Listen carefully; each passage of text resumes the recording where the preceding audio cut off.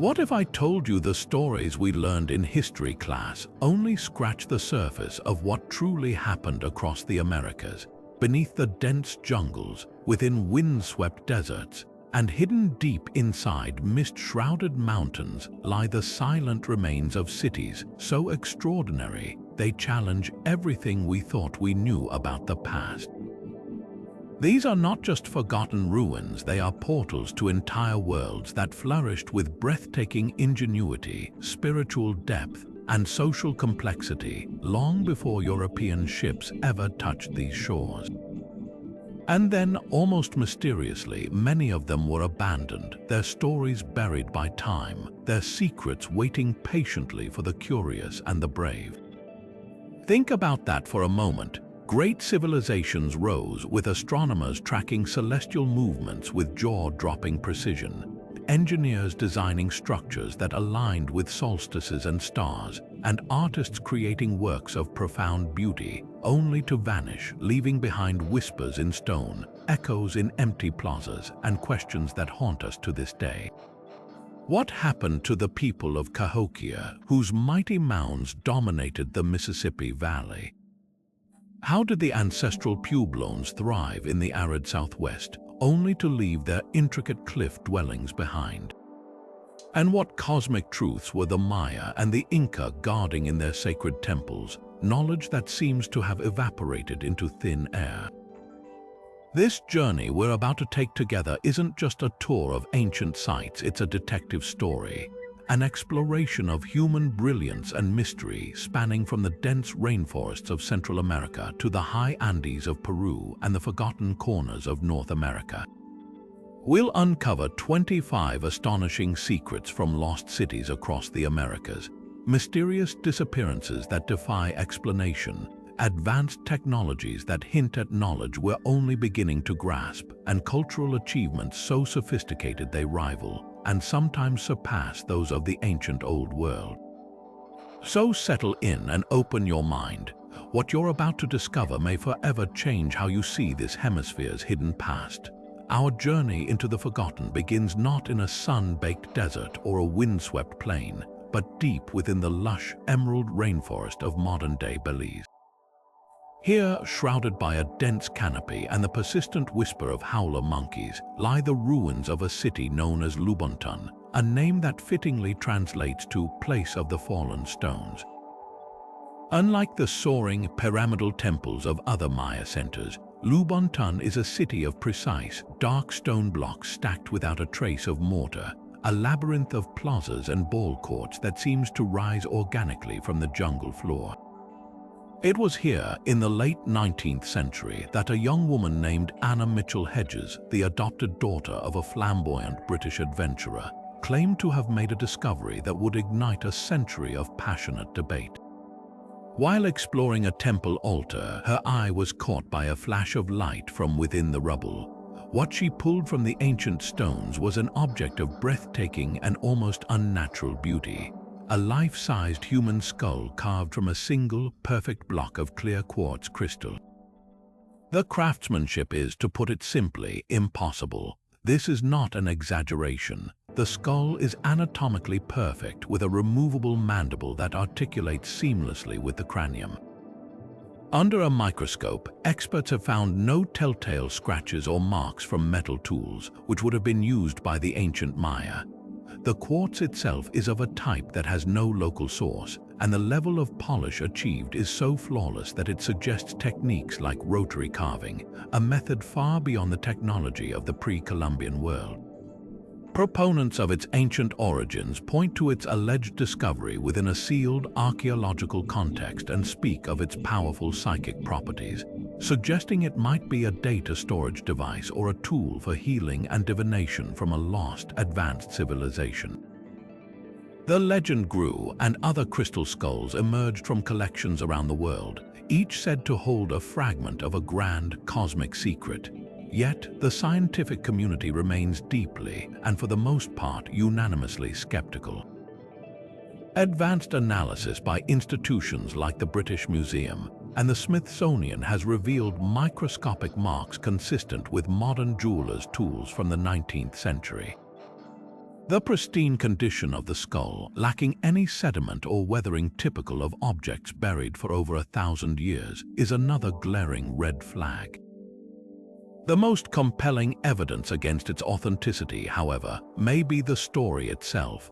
The account of its discovery is shrouded in as much mystery as the skull. No one else witnessed the find, and Anna's father, Frederick Mitchell Hedges, a man known for his tall tales, didn't even mention the incredible artifact in his own writings about the expedition until years later. The prevailing theory is that the skull was likely manufactured in Europe in the mid-1800s, during a wave of fascination with the occult and ancient cultures, and later planted at the site to create a sensational story. So, what are we left with? A breathtakingly beautiful object, yes, but its true secret may not be one of ancient prophecy or alien technology. The enduring power of the crystal skull lies in its ability to capture our imagination so completely, to make us want to believe in a lost, more mystical world. It represents the eternal clash between romantic adventure and hard evidence, between the stories we wish were true and the facts we can prove. It forces us to ask a much more profound question. Is an object's true value found in its provable origin, or in the meaning and wonder we project onto it? The crystal skull of Lubaantun, whether a millennia-old relic or an exquisite hoax, remains one of archaeology's most captivating enigmas, a ghost of a story reflecting our own deep desire to find magic in the past. Yet, if the crystal skull represents a mystery of a single object, our next secret confronts us with a mystery of an entire civilization. Venture now to the high plateau of central Mexico, to a place that feels less like a ruin and more like a grand, geometric echo of cosmic order. This is Teotihuacan, the city of the gods, a name given by the awestruck Aztecs who discovered its colossal ruins centuries after it had already been abandoned. They believed only divine hands could have raised such a place, and walking its immense central avenue, the Street of the Dead, with the towering pyramid of the sun looming to one side, it is a belief that feels entirely understandable. But the greatest secret of Teotihuacan is not its scale, which is staggering, but the profound silence that surrounds its creators. We do not know what they called themselves, what language they spoke, or why they built with such breathtaking ambition.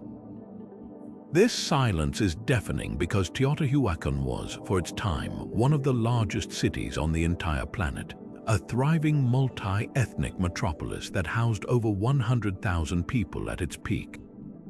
It was the New York or London of the ancient Americas, a hub of commerce, ideology, and immense power. And yet, it left behind no deciphered written records, no royal stele boasting of a king's conquests, no grand chronicles of its history. Unlike the Maya, its contemporaries who meticulously recorded their dynasties on stone, the Teotihuacanos communicated their power through architecture and awe. The entire city is a monument to a collective, almost anonymous vision. The absence of a single, massive royal palace suggests its governance might have been less about a single, all-powerful ruler and more of a shared, communal leadership, a concept that feels radically modern and remains deeply puzzling to archaeologists. This architectural language, however, is one of breathtaking precision. The layout of the city is a masterclass in urban planning and celestial observation. The Pyramid of the Sun is not merely a pile of earth and stone. It is a meticulously engineered structure aligned to mark key astronomical events. Its west face points directly to the setting sun on the days of August 12th and April 29th, dates that framed the ancient Mesoamerican agricultural cycle. Furthermore, the entire grid of the city, including the precise angles of the Street of the Dead, is meticulously aligned 15.5 degrees east of true north. Some researchers propose this alignment was meant to point directly at the Cerro Gordo mountain, a sacred source of water and fertility, while others see a connection to the Pleiades star cluster, which held deep significance for many Mesoamerican cultures. This was a city built not just for people but as a terrestrial map of the heavens. Then, around the middle of the 6th century, something catastrophic happened. The vibrant heart of this immense city simply stopped. Evidence points to a great and violent conflagration. Major temples and structures along the Street of the Dead, particularly those associated with the ruling class, were systematically burned and desecrated. This was not an accidental fire or an outside invasion. It has all the hallmarks of an internal, vengeful uprising. The people themselves seem to have torn down their own gods and rulers. The leading theory suggests that after centuries of success, a combination of severe drought, failed crops, and a resulting famine may have shattered the social contract. The populace, pushed to the brink, likely turned on the elite who could no longer guarantee the favor of the gods or the arrival of the rain. They overthrew the system, and then they simply walked away, leaving their magnificent city to the elements and to the whispers of legend. So Teotihuacan stands as a dual mystery, a silent testament to how a society can achieve unimaginable architectural and astronomical sophistication without leaving us the written word to explain their beliefs, and a sobering lesson in the fragility of even the greatest civilizations. Its empty avenues ask us a haunting question about the nature of power and belief. Is a society's strength truly measured by the monuments it builds, or by the unity of the people who believe in it enough to keep them standing? The stones of Teotihuacan hold their secret close, a reminder that the most enduring mysteries are not always about who built something, but about what ultimately causes a world to unravel from within. But the story of human ingenuity in the ancient Americas is not confined to the stone cities of Mesoamerica. To find our next secret, we travel over 1,000 miles north to a lush river valley in what is now southern Illinois. Here, long before European contact, a remarkable civilization flourished, building a city that at its peak around the year 1050 rivaled London in size. This was Cahokia, the towering capital of the Mississippian culture, dominated by enormous earthen mounds that rose like man-made mountains from the flat landscape. The largest, Monk's Mound, is a 10-story tall colossus that remains the largest prehistoric earthen structure north of Mexico. For centuries, this site was misunderstood by early European settlers who could not conceive that Native Americans had engineered such a grand metropolis. But the true genius of Cahokia's people is revealed not just in the dirt they moved, but in the sky they watched with such intense devotion. Their greatest secret was a celestial calendar carved not from stone, but from the trunks of mighty red cedar trees. This structure, now known as Cahokia's Woodhenge, was a masterpiece of astronomical engineering. Imagine a vast, perfect circle over 400 feet in diameter, marking the very heart of the city. Within this circle stood a series of massive wooden posts, each likely towering well over 20 feet high. The number of posts is believed to have changed over time as the site was rebuilt, with the most complete version consisting of 48 of these great pillars. From the central observing post, a priest or astronomer would have witnessed the sun rise directly over specific marker posts on the most sacred days of the year, the solstices and the equinoxes. This was not a random arrangement of logs. It was a precision instrument for tracking time itself, a solar calendar that dictated the rhythm of life for thousands of people. The complexity of this observatory is what truly stuns modern researchers.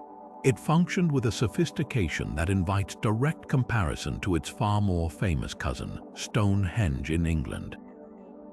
While Stonehenge is built of enduring stone, Cahokia's version was crafted from wood, a material that speaks to a different philosophical understanding of the world, one of renewal and cyclical rebuilding. The knowledge required to design it was profound. The builders needed a deep understanding of geometry to lay out such a perfect circle and to calculate the precise angles and positions for each post. Their grasp of astronomy was exceptional, allowing them to predict the sun's shifting path across the horizon with pinpoint accuracy. This wooden ring was the beating heart of Cahokia's ceremonial life, the clock that synchronized planting, harvests, and the great religious festivals that bonded the community together. Why would a civilization go to such extraordinary lengths? For the people of Cahokia, tracking the sun was a matter of survival, spirituality, and power.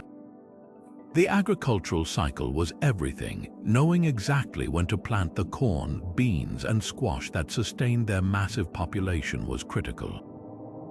A miscalculation could mean famine, but beyond the practical, the sun was a divine force. The ruler priests of Cahokia likely used Woodhenge to demonstrate their unique connection to the gods. By accurately predicting the sun's movements, they could stage dramatic public ceremonies, commanding the sun to return on the winter solstice, thereby solidifying their authority and the social order. The Woodhenge was the central gear in a complex cosmological machine, linking the heavens to the earth and the rulers to the ruled. Then, by the 1300s, Cahokia, like Teotihuacan before it, was abandoned. The great mounds were left to the elements, and the wooden posts of the henge rotted away in the soil, their memory vanishing for centuries. It wasn't until the 1960s that an archaeologist, noticing dark stains in the earth, the post molds left by decayed cedar, began to connect the dots and uncover the circle's true purpose. The fact that such a sophisticated scientific tool could be lost to history for so long forces a dramatic rethinking of North America's pre-Columbian past. Cahokia's Woodhenge stands as a powerful rebuttal to any outdated notion that ancient North American societies were simple or unsophisticated. They were master astronomers, brilliant engineers, and deep thinkers who looked to the stars not just for wonder, but to build and sustain one of the most complex societies the continent has ever seen. Leaving behind the earthen mounds and wooden calendars of Cahokia, we now journey far to the south to one of the most stark and haunting landscapes on the planet, the high desert plains of southern Peru. Here, on a vast, wind-scoured plateau known as the Pampa de Nazca, lies a secret etched into the very earth itself, a secret so immense it defies comprehension from the ground. These are the Nazca Lines, an awe-inspiring collection of hundreds of gigantic geoglyphs, ranging from precise geometric shapes and sweeping trapezoids to intricate depictions of animals: a hummingbird, a spider, a monkey, a killer whale, some stretching over 1,200 feet long. For nearly 2,000 years, these drawings lay hidden in plain sight, their true scale and majesty only revealed to the modern world with the advent of human flight. To stand on the desert floor and see only faint, indecipherable grooves in the rust-colored rock, and then to ascend into the sky and witness a colossal condor emerge from the landscape, is an experience that bends the mind and instantly begs the question: how, and more importantly, why did an ancient people create art they could never fully see? This very question is what launched one of archaeology's most persistent and popular alternate theories, that the Nazca Lines were not made by human hands at all, but were instead landing strips or navigational beacons for extraterrestrial visitors. The ancient astronaut hypothesis, popularized in the 1970s, argues that the precision, scale, and aerial perspective of the lines are simply too advanced for a culture that lacked powered flight. Proponents ask how the Nazca people could possibly align such massive figures with such accuracy without a viewpoint from above, suggesting they must have had help from, or were directly instructed by, beings from another world. For decades, this idea captured the public imagination, fueled by a sense of mystery and the romantic allure of cosmic contact. It's a compelling story, but when subjected to the rigors of archaeological and experimental research, it begins to unravel. The truth, as it often is both more human and in many ways more fascinating. The Nazca people were not primitive. They were ingenious engineers with a deep understanding of their environment and simple, yet remarkably effective technology.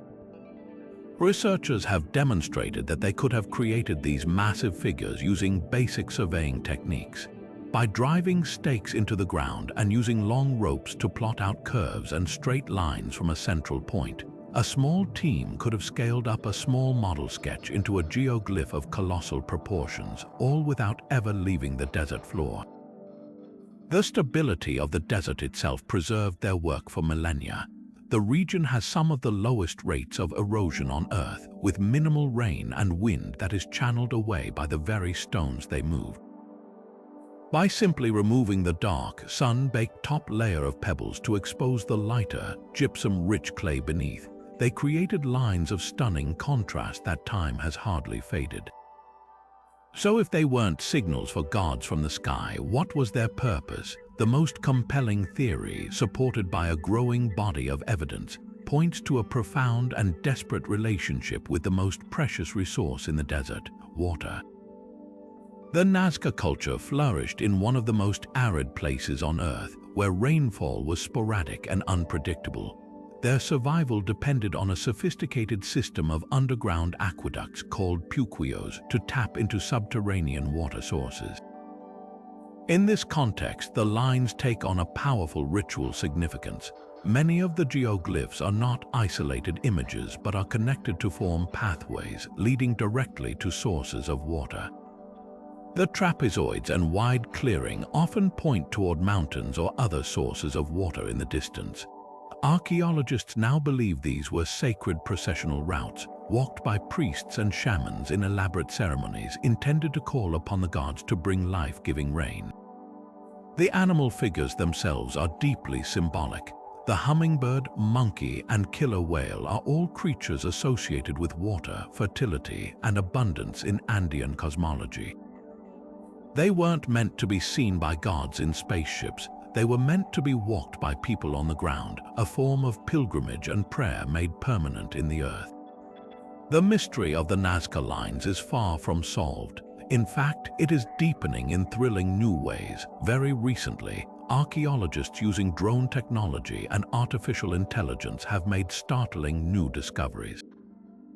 Drones flying at lower altitudes and capturing higher resolution images than ever before have revealed dozens of previously unknown geoglyphs etched into hillsides and in areas that were too difficult to survey before. These newfound lines include humanoid figures and even more complex animals, suggesting the ritual landscape was far more extensive than we ever imagined.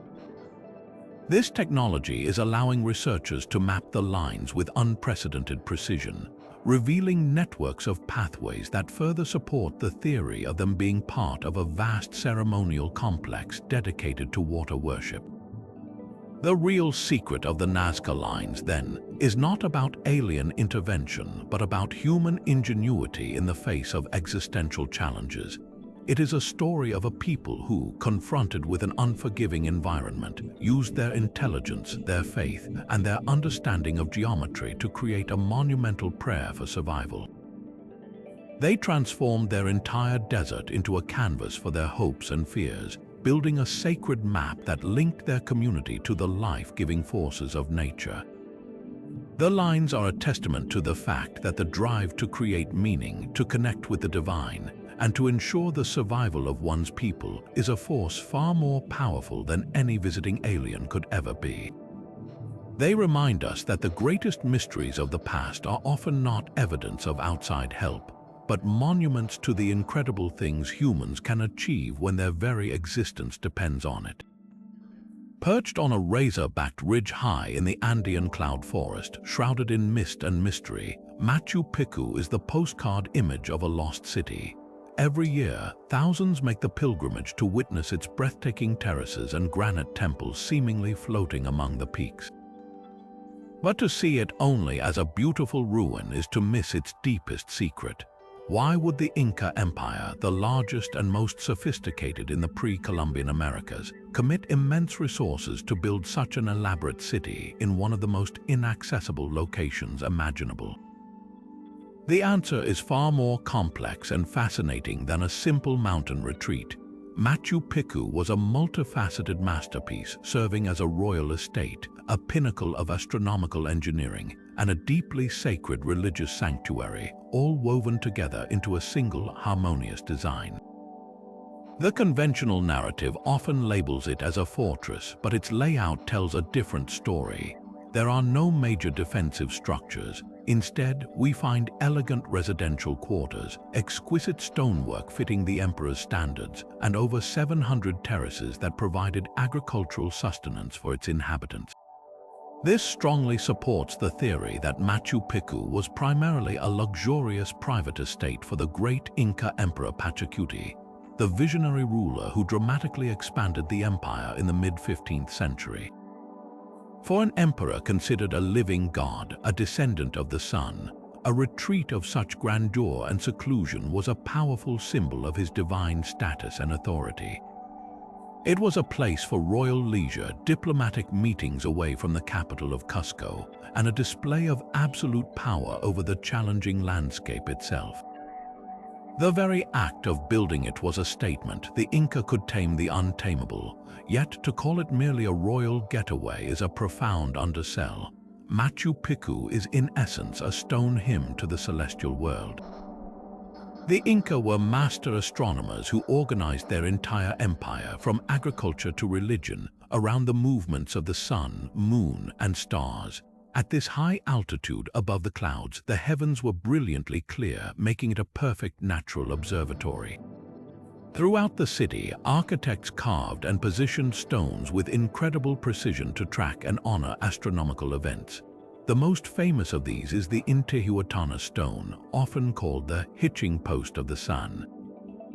This intricately carved granite pillar is not a sundial, as is sometimes said, but a sophisticated astronomical tool. During the equinoxes, the sun stands directly above the pillar, casting no shadow at all, a dramatic moment symbolizing the sun being hitched to the earth, ensuring its return and the continuation of the agricultural cycle. This celestial alignment is echoed everywhere. The Temple of the Sun, with its curved wall and perfectly aligned window, is engineered to capture the first rays of the rising sun during the June solstice, illuminating a ceremonial stone within. The central plaza is carefully oriented along cardinal axes, and the overall layout of the city's buildings and plazas mirrors the patterns of key constellations sacred to the Inca. This wasn't architecture, it was cosmology written in stone. The city itself was a giant, three-dimensional calendar and a mechanism for communicating with the gods, ensuring the sun would return, the rains would come, and the empire would remain in balance. This leads to its third and perhaps most profound purpose, a sacred religious sanctuary. Its location was not chosen for convenience but for powerful spiritual reasons. The Inca saw divinity in the natural world, worshipping mountain peaks, rivers, and rock formations as holy beings or huacas. Machu Picchu is nestled between two such sacred peaks, Huayna Picchu and Machu Picchu Mountain. Furthermore, the entire site is positioned directly in line with several other major sacred mountains, creating a spiritual axis across the landscape. Many of its structures are built around and incorporate natural rock outcrops, which were themselves objects of veneration. The journey to Machu Picchu, even today, feels like a pilgrimage because that is exactly what it was designed to be, a remote, powerful center for rituals and communion with the gods of the earth and sky. So, the secret of Machu Picchu is that it was never just one thing. It was the Inca world in microcosm. It was where the divine right of the emperor met the precision of the scientist and the faith of the priest. It was a place where politics, science, and religion were inseparable, all engineered into a mountaintop sanctuary that stands as one of humanity's most awe-inspiring achievements.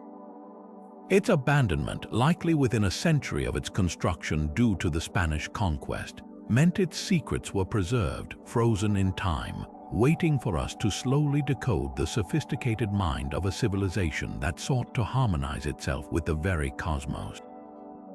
For centuries, the Amazon rainforest has been portrayed in our collective imagination as the ultimate example of a pristine wilderness, a vast, untamed jungle largely untouched by human hands, home only to small, scattered tribes living in harmony with nature.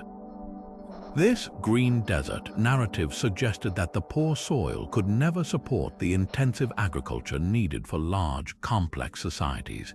It was a story that persisted in textbooks and documentaries for generations. But what if that story was profoundly wrong? Our sixth secret shatters this long-held belief, revealing that the Amazon was not a virgin wilderness but a carefully managed garden, the heart of a lost urban civilization so vast it rewrites the history of the Americas. And the key to this discovery wasn't a lone explorer hacking through vines. It was a revolutionary technology that allows us to see through the trees, LiDAR. LiDAR, which stands for light detection and ranging, is like giving the Earth a CT scan. Mounted on aircraft, it fires millions of laser pulses toward the ground. While most light bounces off the dense canopy, a fraction penetrates through the leaves and reflects back from the ground below. By measuring the time it takes for each pulse to return, computers can strip away the vegetation digitally, creating an incredibly detailed, three-dimensional map of the bare Earth. This technology has peeled back the green curtain of the Amazon, revealing a hidden world of breathtaking scale and complexity that was completely invisible from the forest floor. The images these LiDAR surveys have returned are nothing short of mind-blowing.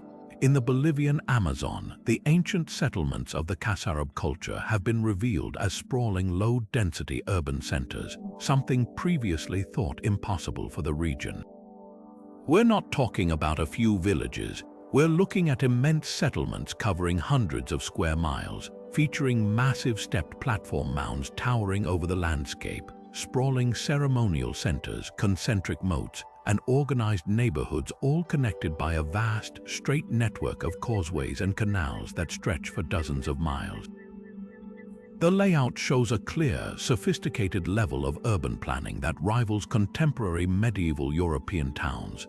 This was a connected, networked society. The scale of landscape engineering is perhaps the most staggering revelation. These were not people simply adapting to the jungle. They were actively and intelligently reshaping it on a grand scale. They built raised fields to farm in the seasonal wetlands, creating fertile plots immune to flooding. They constructed intricate fish farms and water management systems to ensure a steady protein supply. Most remarkably, they enriched the notoriously poor Amazonian soil themselves by creating terra preta, dark earth. This was a man-made, super-rich soil, a mixture of charcoal, pottery shards, compost, and manure that remains incredibly fertile for centuries. This wasn't accidental. It was a widespread, deliberate agricultural technology that allowed them to sustain populations we are only now beginning to fathom. And the population size is the final, jaw-dropping piece of the puzzle. Previous estimates suggested the pre-Columbian Amazon was sparsely populated. The LiDAR evidence, combined with archaeological ground surveys, now suggests a reality where millions of people lived in these interconnected garden cities. The scale of earth moving, the sheer number of mounds and canals, points to a population that could have been in the many millions, organized into complex chiefdoms that managed the forest as a renewable resource. They cultivated the trees they needed for food and tools, creating what scientists call a food forest, an orchard managed over generations. The biodiversity we see today in the Amazon may not be purely natural. It could be, in part, the legacy of these ancient arboriculturists and their deliberate cultivation. This discovery forces a complete paradigm shift in how we view both the past and the future of the Amazon. It dismantles the old myth of the empty wilderness and replaces it with a story of a built environment, a human-managed ecosystem that thrived for centuries. Their disappearance was likely triggered by the same catastrophe that devastated the Americas, the arrival of European diseases. Smallpox, measles, and influenza probably raced down those very causeways and river networks decades before European explorers ever set foot there, wiping out perhaps 95% of the population. The forest then simply grew back, engulfing the mounds and canals, hiding the evidence of this great civilization until technology could finally see through the leaves. The true secret of these lost Amazonian cities is a lesson in humility. it shows us that our assumptions about what is natural and what is wild can be deeply flawed. These ancient peoples achieved a sophisticated, sustainable balance with their environment that we are still struggling to learn. They didn't conquer the forest, they partnered with it, engineering a way of life that supported millions without destroying the ecosystem that sustained them. Their lost cities stand as a silent challenge to our modern relationship with the natural world, proving that a high degree of social complexity does not have to mean ecological catastrophe. Leaving behind the sprawling, water-managed cities of the Amazon, our journey now takes us into the arid, sun-baked heart of the American Southwest. Here, in what is now northwestern New Mexico, lies a high desert canyon that seems at first glance to be a place of harsh and unforgiving isolation. This is Chaco Canyon, the ceremonial and economic center of the ancestral Puebloan world for over 3 centuries. From the outside, it appears to be an unlikely location for a great civilization. Yet, the Puebloan people transformed it into a hub of astonishing complexity, building massive, multi-storied great houses with hundreds of rooms, precise astronomical alignments, and intricate masonry. But their most bewildering achievement isn't contained within the canyon walls. It sprawls across the entire region in the form of a vast, mysterious network of roads that stretches for hundreds of miles across some of the most challenging terrain on the continent. This wasn't a simple system of trails worn down by the casual passage of feet. These were engineered highways, meticulously planned and constructed. They run remarkably straight, often for miles at a time, cutting across mesas, plunging down steep cliffs via carved stairways, and pushing through barren desert without deviating from their course. Their construction was a monumental effort. Builders would clear the path of vegetation and rocks, then grade the soil to create a flat, level surface. In many places, they lined the roads with low earthen berms or rows of stones like curbs to clearly demarcate the sacred way. Some of these roads are over 30 feet wide, wider than a modern 2-lane highway. The scale of this undertaking is almost incomprehensible, representing a massive investment of labor and communal organization for a society that did not use the wheel, draft animals, or metal tools. For decades, archaeologists assumed these roads had a straightforward, practical purpose, facilitating trade. Chaco was a central destination for goods flowing from all corners of the region. Seashells from the Pacific coast, macaw feathers from Mesoamerica, turquoise from distant mines, and copper bells from Mexico all found their way to the canyon. It made sense to think these wide, straight paths were the ancient equivalent of freight lines, allowing large processions of people to carry valuable commodities to and from the center. But as researchers mapped the system more thoroughly using aerial photography and satellite imagery, a puzzling truth emerged. The roads often defy practical logic. They don't always take the easiest route between 2 points. They will go straight up a near vertical cliff face requiring elaborate staircase construction when a simpler, gentler path might be just a short distance away. They sometimes lead to seemingly insignificant locations or simply stop in the middle of nowhere. This strange, inefficient routing suggests that the journey itself, not just the destination, was of paramount importance. This is where we uncover the road system's true secret. Its primary purpose was likely not economic but spiritual. Many researchers now believe these were less like commercial highways and more like sacred pathways designed for ceremonial processions. In the Puebloan worldview, the landscape itself is alive with spiritual significance. Straight lines are believed to be conduits for spiritual energy, connecting people and places to the powerful forces of the cosmos. The act of walking a perfectly straight road could have been a form of pilgrimage, a moving meditation that physically and spiritually connected outlying communities to the powerful ceremonial center at Chaco Canyon. The great houses themselves are aligned to celestial events, and the roads may have extended this sacred geometry across the entire region, turning the land itself into a vast temple. The immense effort required to build them blasting through rock instead of going around it wasn't wasted labor. It was a devotional act, a demonstration of faith, and a way to ritually impose human order on the natural world. The sophistication required to plot these courses reveals a deep and surprising knowledge of engineering and geometry.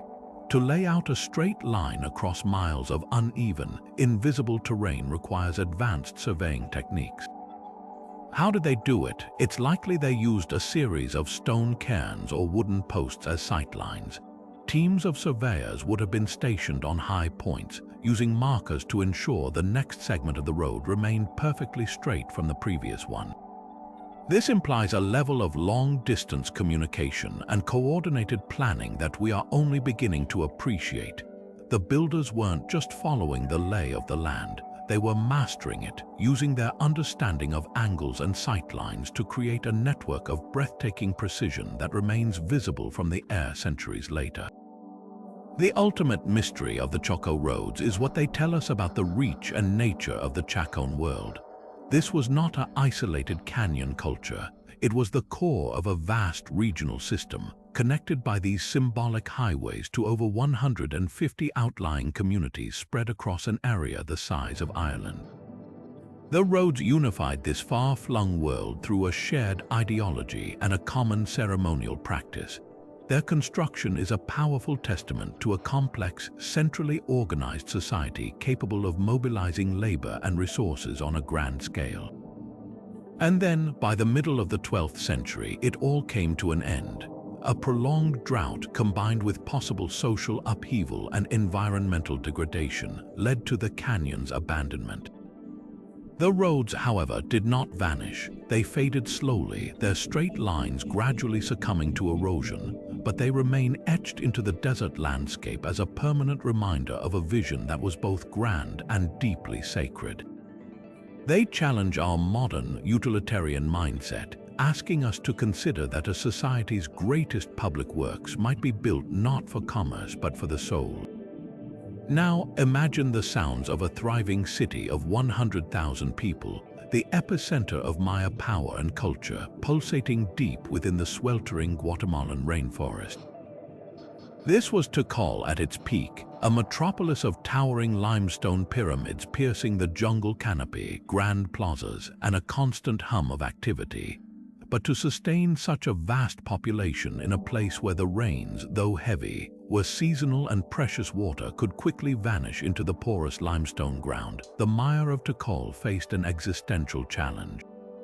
Their brilliant solution, an innovation that allowed their city to flourish for centuries, was a secret hidden not in their temples but beneath their feet, one of the most sophisticated water management systems in the ancient world. The cornerstone of this system was a network of massive, meticulously engineered reservoirs. These were not simply ponds or holes in the ground.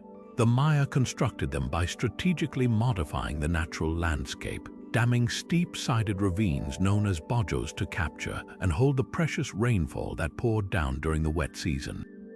But the true stroke of genius was in their lining. The Maya manufactured a remarkable waterproof plaster by burning limestone in kilns to create quicklime, which they then mixed with water and sand. This created a hard, impermeable seal that coated the bottom and sides of their reservoirs, preventing the millions of gallons of collected water from simply draining back into the thirsty earth. This alone was a monumental achievement in hydraulic engineering, but their innovation went even further.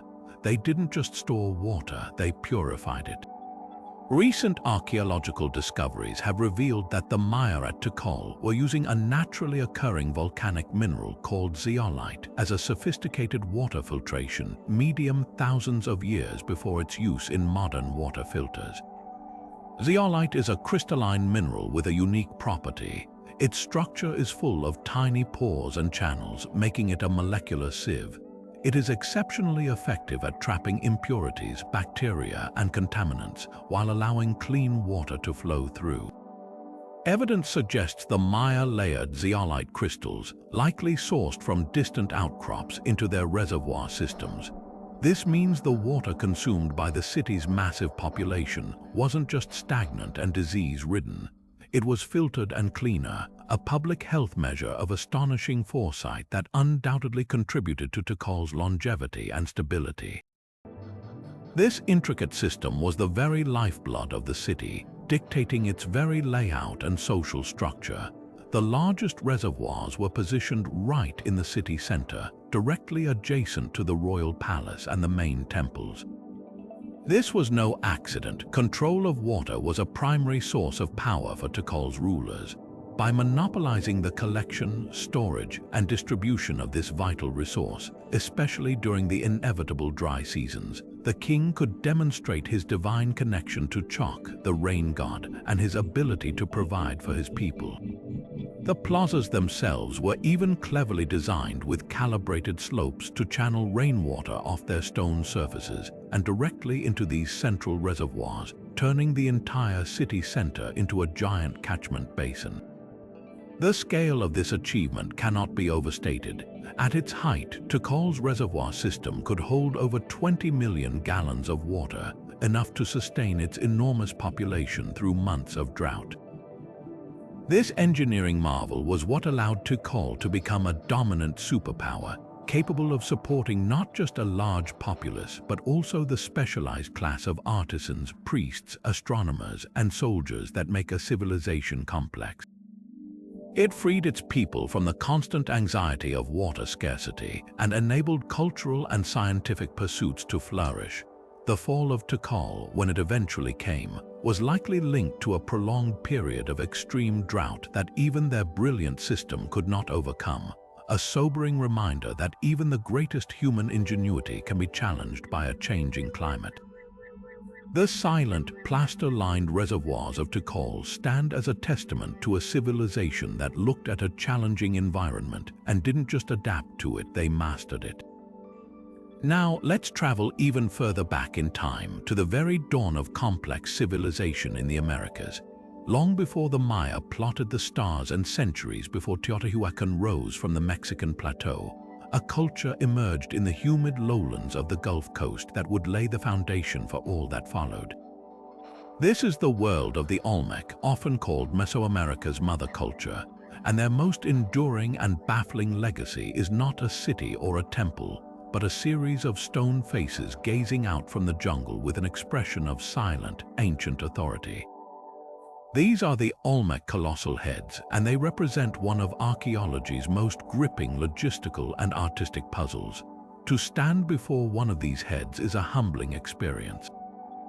Carved from a single, gigantic block of solid basalt, the largest of them towers over 10 feet tall and weighs a staggering 40 tons. That's roughly the equivalent of 4 full-grown elephants.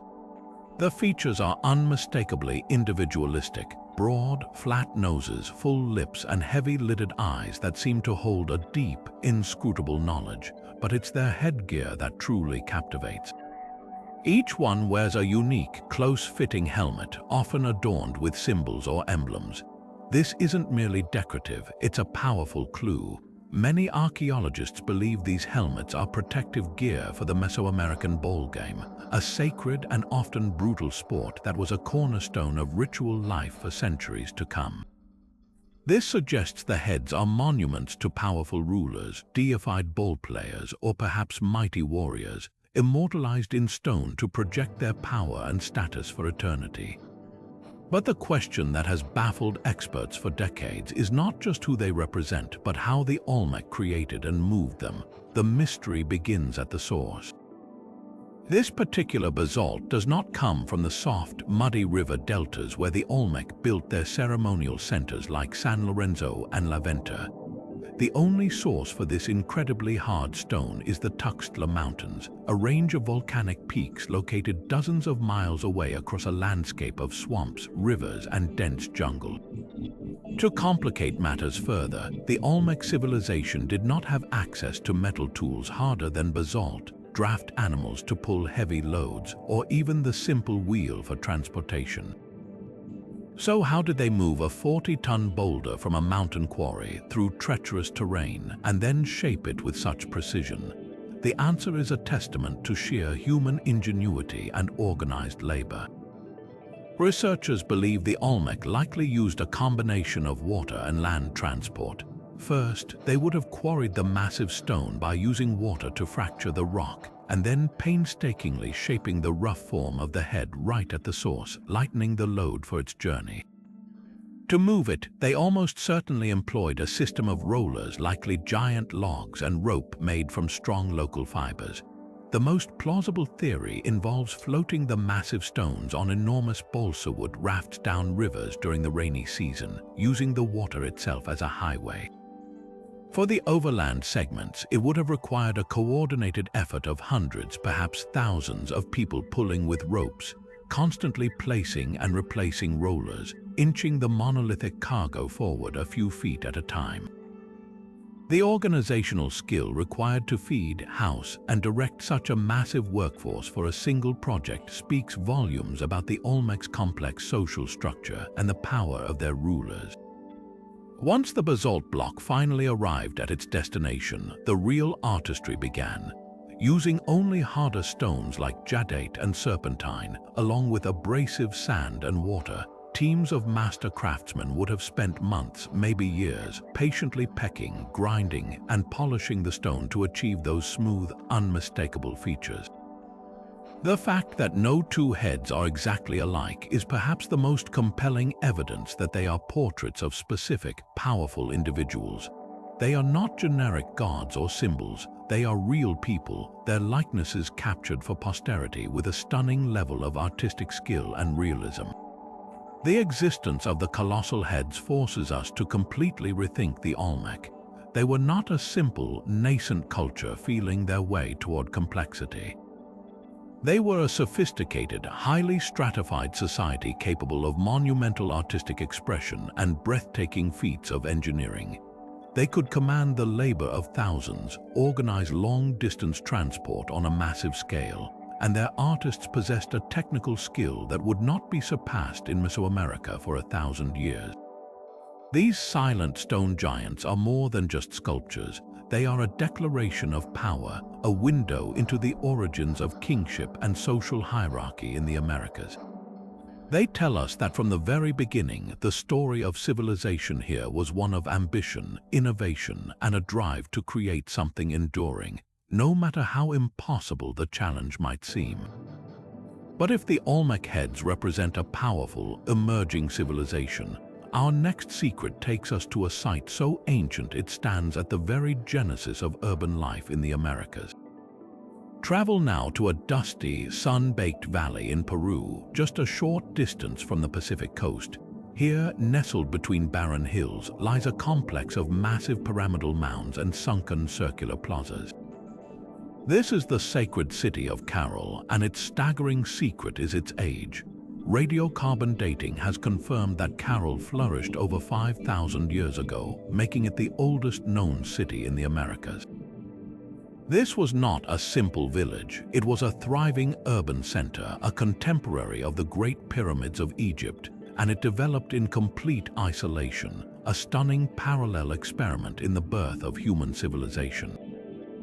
Imagine the world when Caral was at its peak. While the Egyptians were just beginning to stack stones for the first pyramids at Saqqara, the people of the Soup Valley were orchestrating a social revolution. They built 6 large pyramidal structures, the tallest rising to a height of 60 feet, alongside amphitheaters, residential areas, and intricate irrigation systems. The design is breathtakingly sophisticated, showing a clear understanding of architecture and communal planning. The pyramids were not tombs for pharaohs, as in Egypt, but platforms for temples and elite residences, centers of power and ceremony that dominated the city's skyline. The entire layout of Caral, with its distinct residential sectors for elites and commoners, points to a highly stratified society with a powerful ruling class capable of organizing and commanding a large labor force. This was a fully realized civilization, emerging from the dust entirely on its own terms. The true marvel of Caral, however, isn't just its scale, but the evidence of its cultural richness. Within the ruins, archaeologists uncovered a collection of 32 flutes, meticulously crafted from the bones of pelicans and condors, and 37 cornets made from the bones of llamas and deer. These are not crude noisemakers, they are intricate musical instruments carefully engraved with intricate designs depicting monkeys, birds, and other figures. The discovery of such a sophisticated musical tradition speaks volumes about the Carol people. This was a society that had moved beyond mere survival. They had the luxury of time and resources to dedicate to the arts, to ritual, and to the creation of complex soundscapes for their ceremonies. Music was clearly woven into the very fabric of their spiritual and social life, a beautiful echo of their cultural depth that still resonates 5 millennia later. Perhaps the most tantalizing discovery at Carol, and one that hints at a legacy spanning continents and centuries, is a knotted cord made of cotton found carefully preserved in the ruins. To the untrained eye, it looks like a simple piece of string with a series of knots, but to an archaeologist, it is a potential bombshell. This artifact bears a striking resemblance to the quipu, the complex record-keeping system of knotted strings used by the Inca Empire thousands of years later. If this Carol artifact is indeed a proto-quipu, it suggests that this ingenious form of information technology, a method of recording data that some researchers believe could encode narratives, histories, and accounting, did not originate with the Inca. Instead, its roots may stretch back to the very first city in the Andes, representing a 5,000-year-old intellectual tradition. This single, fragile cord could be the earliest evidence of a unique Andean writing system, not based on symbols inscribed on stone, but on a binary language of knots, a revolutionary way of storing and transmitting knowledge across generations.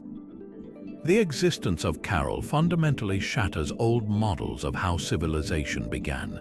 It proves conclusively that the move toward urban living, monumental architecture, and complex social organization happened independently in at least 6 places around the globe: Mesopotamia, Egypt, India, China, Mesoamerica, and now definitively in the Andes of Peru. There was no diffusion of ideas from the old world. The people of the Soup Valley invented it for themselves. Their success was built on a foundation of agriculture, leveraging the rich resources of both the river valley and the nearby Pacific Ocean, and a powerful religious ideology that unified the population. The silent Grand Pyramids of Carol ask us to reconsider a world where human ingenuity sparked into flame not from a single candle, but from many, all burning brightly alone in the darkness, each creating their own unique light. High on the sun-scorched mesas of what is now southwestern Colorado, a different kind of city builders faced a different set of challenges. While the Chacones were etching straight roads across the desert and the Maya were damming ravines, the ancestral Pueblones of the Mesa Verde region were mastering the art of vertical living. Their legacy is not one of sprawling plazas, but of entire communities seemingly glued to the sides of sheer canyon walls. To gaze upon the Cliff Palace for the first time is to witness something that defies logic, a bustling, multi-storied city of over 150 rooms, tucked with impossible precision into a massive, natural sandstone alcove 800 feet above the canyon floor. The immediate, obvious question is why? Why choose such an inaccessible, almost impossibly difficult location to build your home? The most compelling answer lies in the harsh realities of their world. By the late 12th century, the relatively peaceful and prosperous times that allowed for the great pueblos on the mesa tops were coming to an end. A prolonged and devastating drought, one that would last for generations, was gripping the region, straining resources and undoubtedly increasing competition and conflict between groups. In this new era of scarcity and uncertainty, security became paramount. A cliff dwelling was a natural fortress. The approach was limited to a few narrow, easily defendable trails that could be guarded by just a few people. Attackers would be forced into a fatal funnel, exposed on a cliff face with no cover. The alcoves themselves provided a massive, sturdy roof, sheltering the community not just from enemies but from the relentless sun, snow, and rain. It was a brilliant defensive adaptation, a decision driven by the need to protect their most valuable asset in a drying world, their people. But to call these structures simply defensive hideouts is to underestimate the incredible sophistication of their builders. Constructing in a cliff alcove presented a unique set of engineering puzzles that the ancestral Puebloans solved with elegant ingenuity. First, they had to get building materials down there. They quarried sandstone blocks, gathered timbers, and manufactured mortar and plaster up on the mesa tops.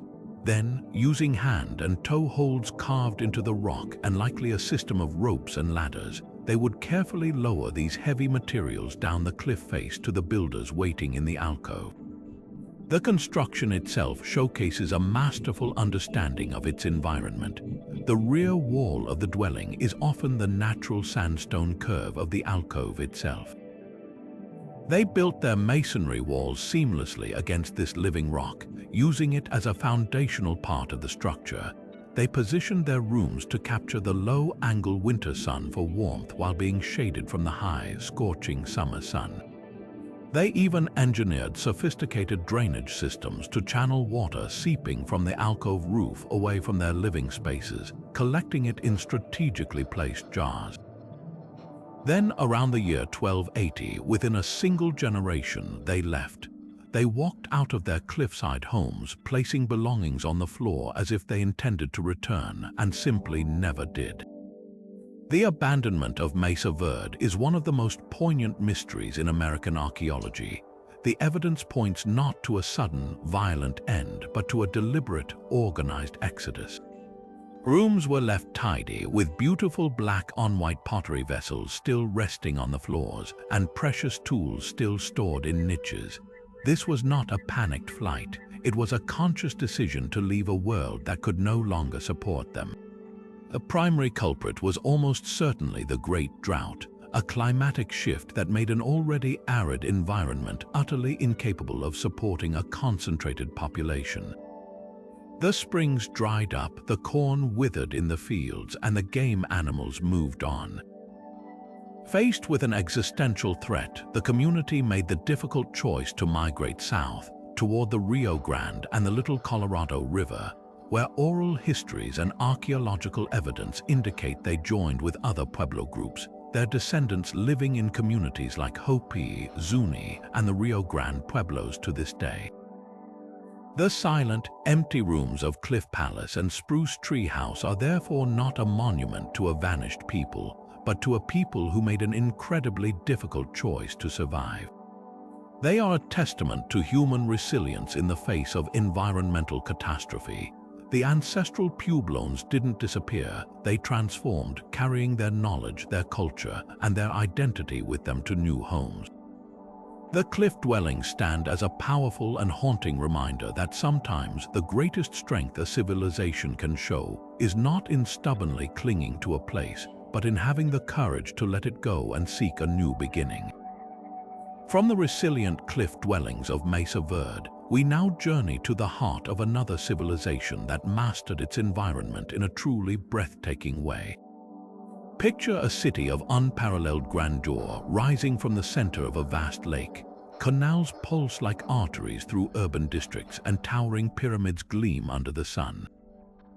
This was Tenochtitlan, the magnificent capital of the Aztec Empire, a metropolis that, at its height, was one of the largest and most vibrant cities in the entire world, supporting a population of over 200,000 people. In an age without beast of burden or wheeled carts, feeding such a colossal urban center should have been an impossible feat. Yet the Aztecs not only achieved it, they did so with a revolutionary and sustainable agricultural system so advanced that modern farmers are now looking to it for solutions to 21st century problems.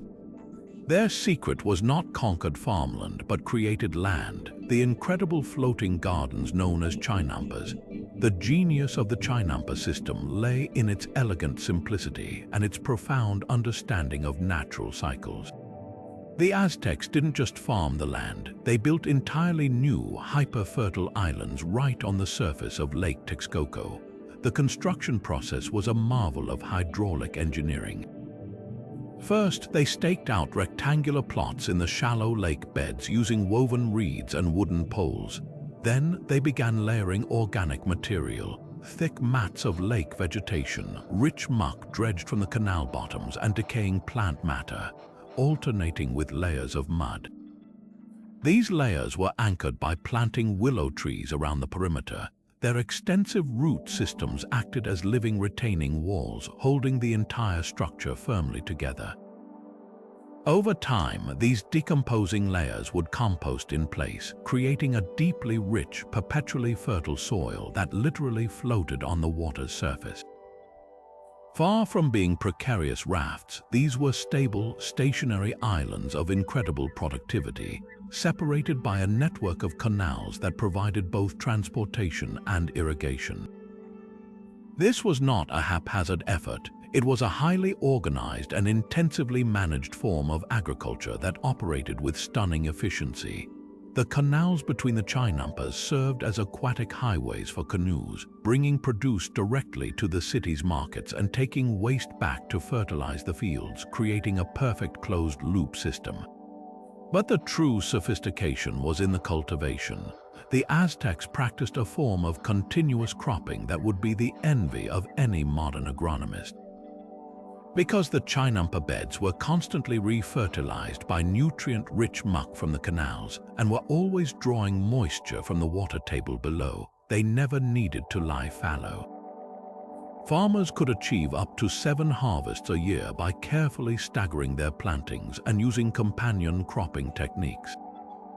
They would grow corn, beans, and squash together, the famous Three Sisters, where the corn stalks provided a structure for the beans to climb. The beans fixed essential nitrogen into the soil, and the squash leaves spread out as a living mulch, suppressing weeds and retaining moisture.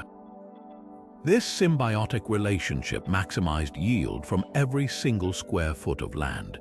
The result was an agricultural powerhouse. It's estimated that the Chinampas around Tenochtitlan could produce up to 2/3 of the food needed to sustain the entire city, a scale of output that allowed for a huge non-farming population of artisans, priests, traders, and soldiers. This system was the very engine of the Aztec Empire, enabling its growth and cultural flourishing. The Chinampas were more than just farms, they were a managed ecosystem. The canals were stocked with fish, which provided both protein and pest control as they would eat insect larvae.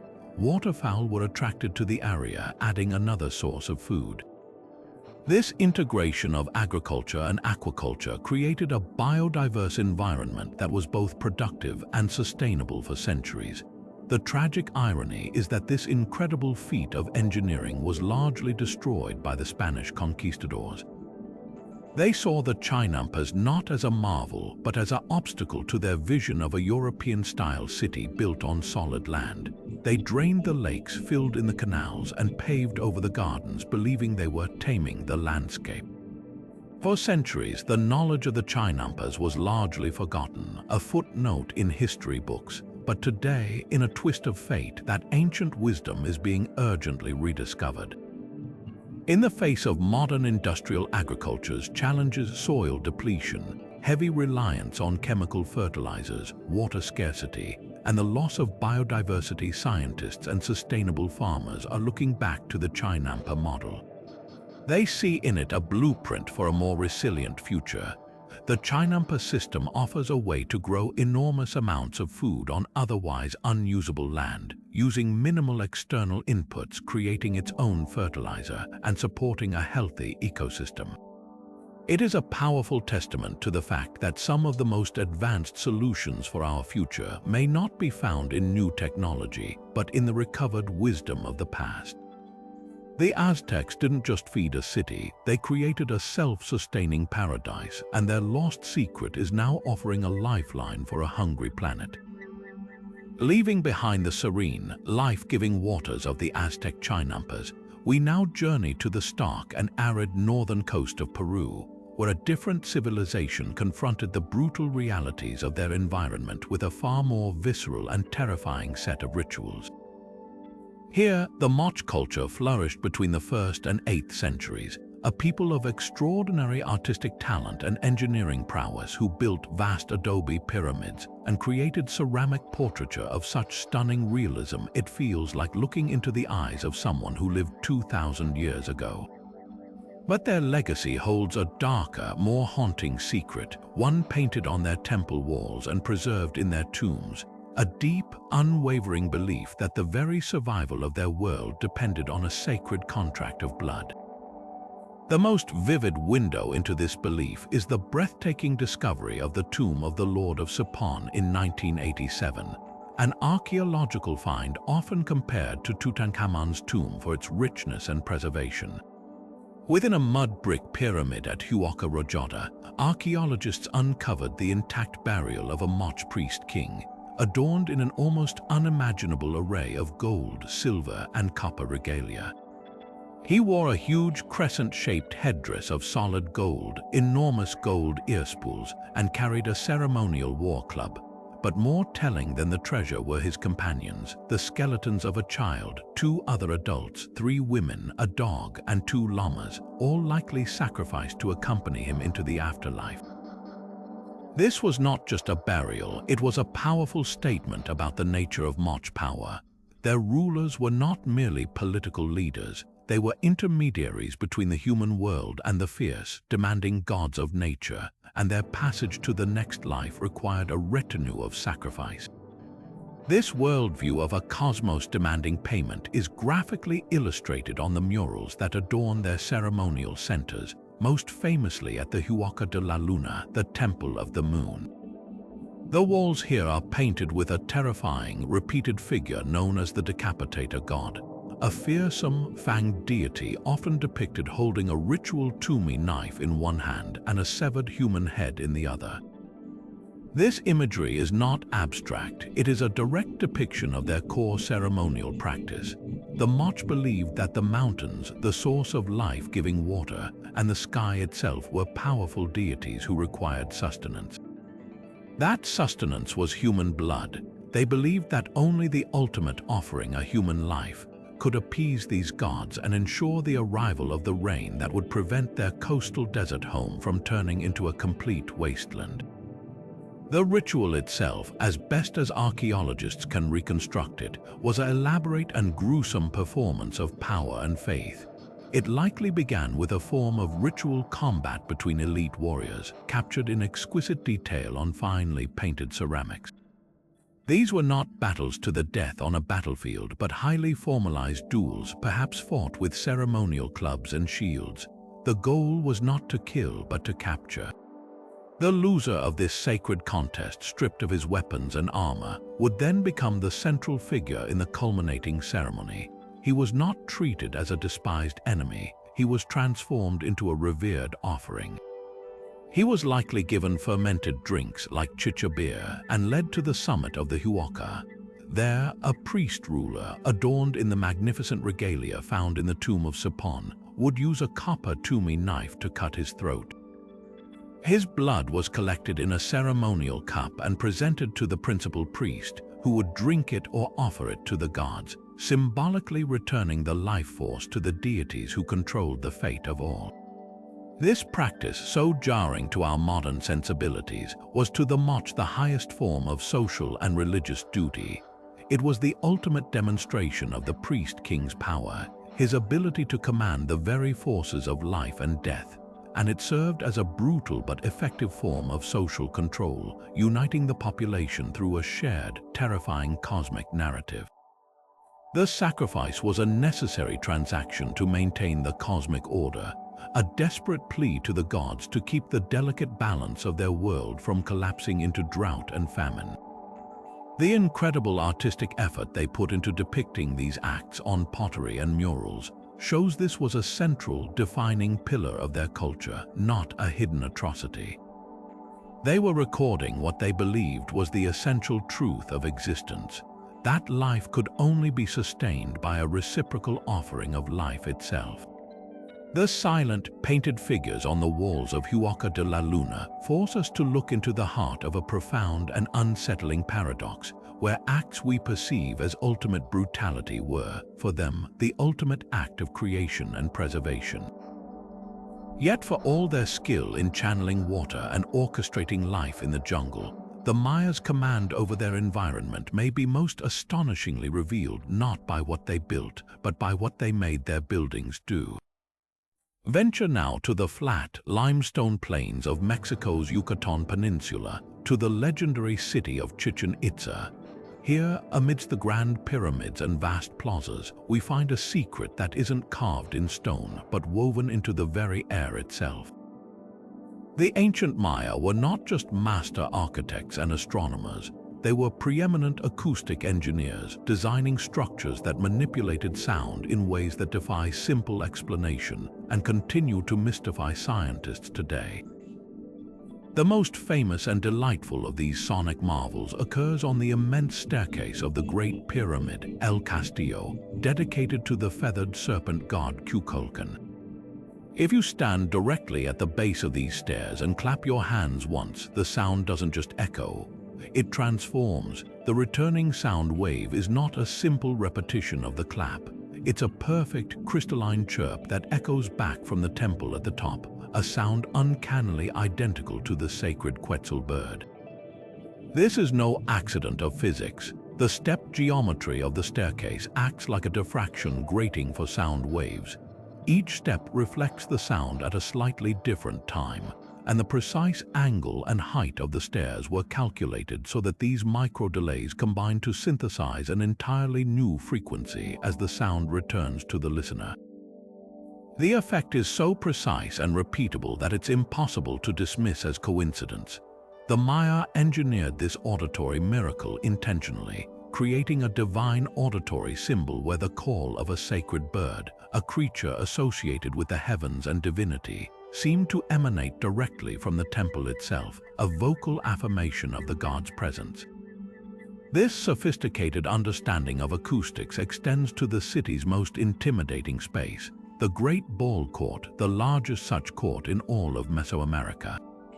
The court is immense, flanked by towering, parallel walls that stretch over 500 feet in length.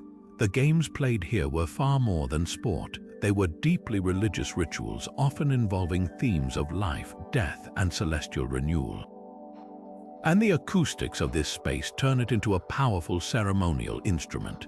A person speaking in a normal, conversational tone at one end of the court can be heard with perfect clarity at the other end, over 160 yards away, without any echo or distortion.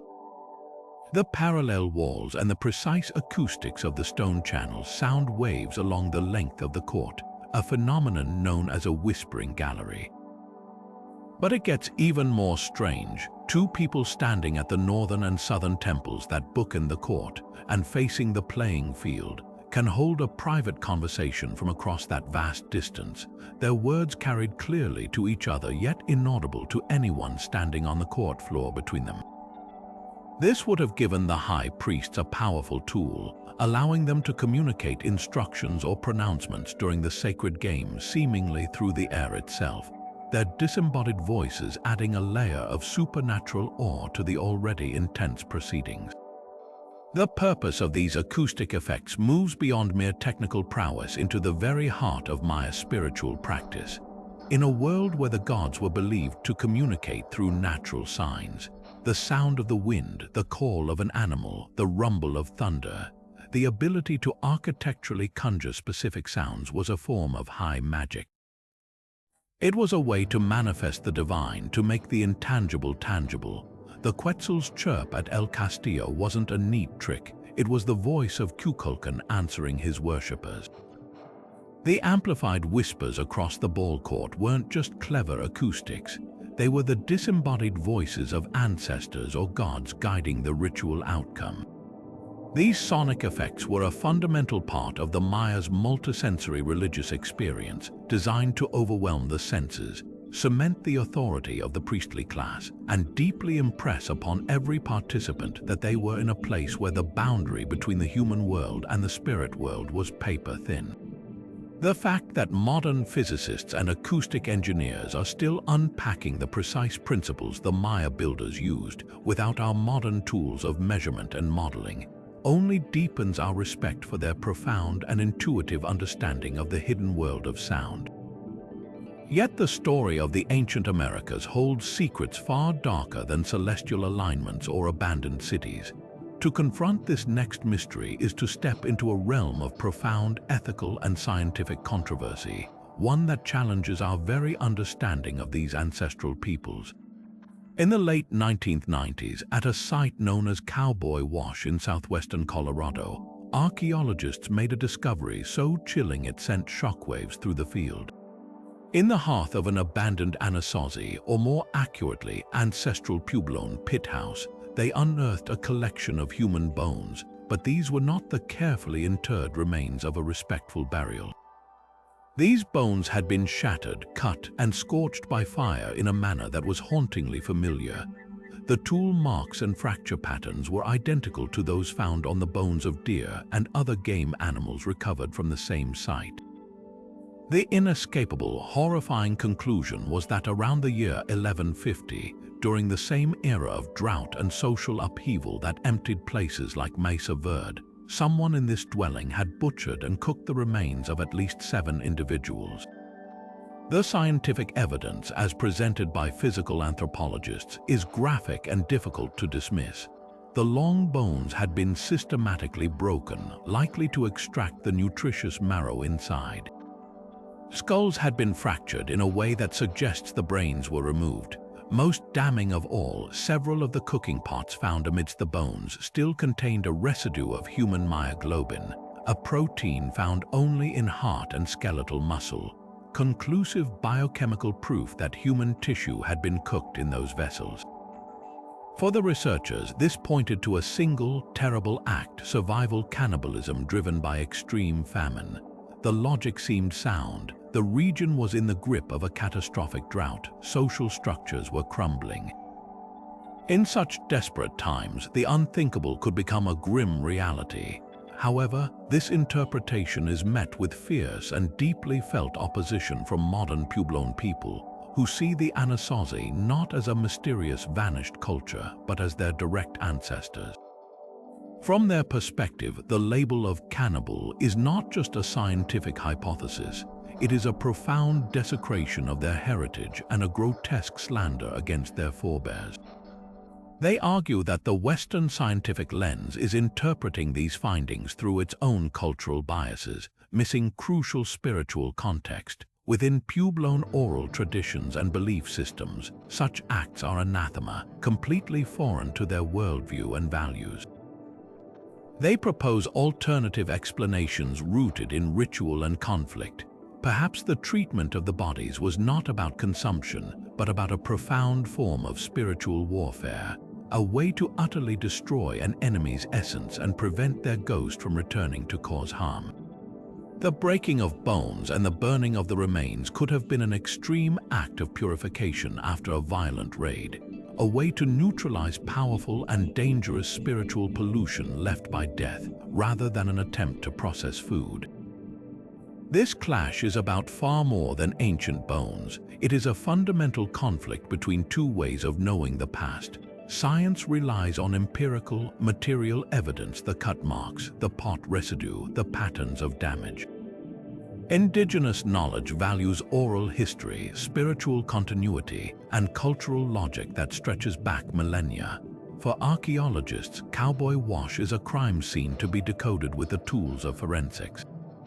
For Pueblo people, it is the home of their ancestors, and the accusations against them feel like a continued legacy of colonialism, where outsiders define their history without understanding their living culture. This forces a critical ethical question: who has the ultimate authority to interpret these silent, ambiguous remains? Is it the scientists who analyze the physical data, or the descendant communities who hold the cultural memory? The controversy surrounding Cowboy Wash remains unresolved, a stark and uncomfortable open case in the story of the ancient Southwest. It serves as a powerful reminder that the past is not a set of neat, objective facts waiting to be uncovered. It is a story we tell, and the telling is always shaped by our own perspectives, our biases, and our values. Whether the acts at that pit house were born of unimaginable hunger or unimaginable conflict, they speak to a period of extreme trauma. The true secret may not be whether cannibalism occurred, but what this evidence reveals about the terrifying pressure that fractured a society, forcing people to the very edge of what it means to be human. It challenges us to sit with ambiguity and to approach the past with not just scientific rigor, but also with humility and respect for the voices of those for whom this history is not an academic puzzle, but a sacred part of their identity.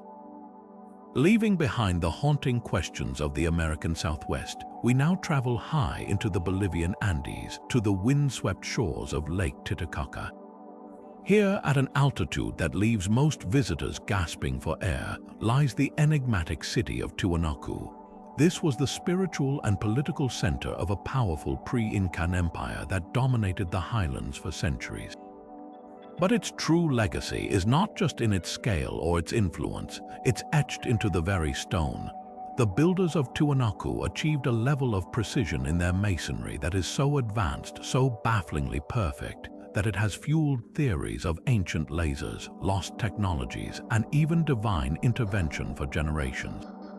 To stand before the gateway of the sun or to run your hand along the walls of the Cahokia temple is to confront a mystery that defies simple explanation. The most iconic examples of this work are the massive H-shaped blocks that make up the walls of the Pumapunku complex. These are not simple, rough-hewn stones. They are geometric puzzles cut from andesite and red sandstone, some weighing over 130 tons. Andesite is a volcanic rock with a hardness just below granite, a material that would be challenging to cut even with modern diamond-tipped tools. Yet the Tiwanaku artisans shaped it with what can only be described as laser-like precision. The edges of these blocks are razor-sharp and perfectly straight. The surfaces are flawlessly smooth, meeting at exact 90-degree angles, but the real genius is in the details. These massive stones are not stacked. They are interlocked with a series of intricate tabs, notches, and recesses that fit together with a seamless, airtight joinery, all without a single drop of mortar. The fit is so tight that, even after more than 1,000 years of exposure to the elements and seismic activity, you cannot slide a piece of paper between them. This is not crude stonework. It is the product of a highly sophisticated, standardized manufacturing process. The complex, repeating geometric shapes found at Pumapunku suggest the Tiwanaku builders were working from detailed architectural plans. They had mastered a system of modular construction, creating precision components that could be assembled and disassembled, almost like a giant monolithic Lego set. The question of how they did this without iron tools, without the wheel, and at an altitude where physical exertion is incredibly taxing, remains one of archaeology's greatest technical puzzles. Mainstream theories suggest they used stone hammers, bronze tools, and abrasive sand to slowly grind the rock into shape, a process that would have required an unimaginable amount of patient labor and a deep, inherited knowledge of stoneworking passed down through generations. Yet, even with these explanations, the sheer perfection and scale of the work continues to baffle engineers and stonemasons today. Beyond the how, there is the even more profound question of why. Why invest such an astronomical amount of effort and resource into achieving this level of perfection? The answer, as with so many of these ancient cultures, points to the heavens. Tiwanaku was not just a city, it was a colossal celestial calendar and a sacred landscape made stone. The entire complex is meticulously aligned with astronomical events. The Cahokia temple is a precise rectangle oriented to the cardinal directions. On the equinoxes, the sun rises directly through the center of its main gateway. Other structures and sightlines are calibrated to mark the summer and winter solstices, tracking the sun's movement with incredible accuracy. This alignment was fundamental to their agriculture and their religion, allowing the priest astronomers to predict the changing seasons and maintain their divine connection to the gods who controlled the weather and the harvest. This leads to the most intriguing aspect of the Tiwanaku mystery, the seeming suddenness of their advanced knowledge. Unlike other cultures where we can trace a gradual evolution of architectural and astronomical techniques over centuries, the sophistication at Tiwanaku appears in the archaeological record to be almost fully formed. This has led some to propose that their knowledge was not developed in isolation, but was perhaps imported from an even older, as yet unknown source, a lost mother culture whose secrets the Tiwanaku inherited and perfected. Whether this is true or simply a gap in our understanding, the result is undeniable. The builders of Tiwanaku operated with a mathematical and astronomical understanding that was centuries ahead of their time. They encoded this knowledge not in books but in the angles of their walls, the orientation of their temples, and the impossible perfection of their stone joints. Their city was a physical manifestation of a cosmic order, a permanent stone testament to their belief that humanity could mirror the precision and harmony of the universe itself. The silent, impeccable stones of Tiwanaku stand as a permanent challenge, daring us to figure out how a civilization without any of our modern technology could achieve a level of craftsmanship that we would struggle to replicate even today. For our next secret, we travel away from the high deserts and into the lush river valleys of the American Southeast, where a different kind of power was being forged, not from stone but from metal. Here, the mighty Mississippian culture, contemporaries of the great cliff dwellers and mound builders, created sprawling ceremonial cities centered around enormous earthen pyramids. But within the tombs of their elites, archaeologists have uncovered artifacts that shine with a mysterious, otherworldly light, intricately worked ceremonial copper plates. These were not mere ornaments, they were masterpieces of spiritual art and technological prowess, and their very existence reveals a continent-spanning network of trade and belief that connected ancient America in ways we are only beginning to understand. The process of creating these plates was a form of alchemy. The Mississippians did not smelt metal in fires hot enough to liquefy it, a technique common in the Old World. Instead, they practiced a highly sophisticated form of cold hammering. They would take nuggets of nearly pure native copper, a material they understood as a living, sacred substance from the earth, and painstakingly pound it thin against stone anvils, patiently annealing it in controlled fires to prevent it from becoming brittle and cracking. This wasn't brute force, it was a delicate, ritualized dance of heat and hammer, requiring immense skill and generations of knowledge passed down by specialist artisans. They would then emboss these thin sheets by pressing them against carved wooden molds, creating intricate designs in repousse. The final result was a gleaming, golden-brown plate, often depicting figures of profound spiritual significance. The most iconic of these figures is the birdman. This powerful being is a mesmerizing hybrid, part human and part bird, often adorned with a beaked mask and magnificent wings. He is frequently shown in a dynamic pose, one that archaeologists call the chunky player stance, leaning forward, one arm outstretched, perhaps aiming a spear or rolling the stone disc used in the sacred game of chunky. This was not just a character from a story. The birdman represented a bridge between worlds, the earthly realm of humans and the celestial realm of the spirits and ancestors.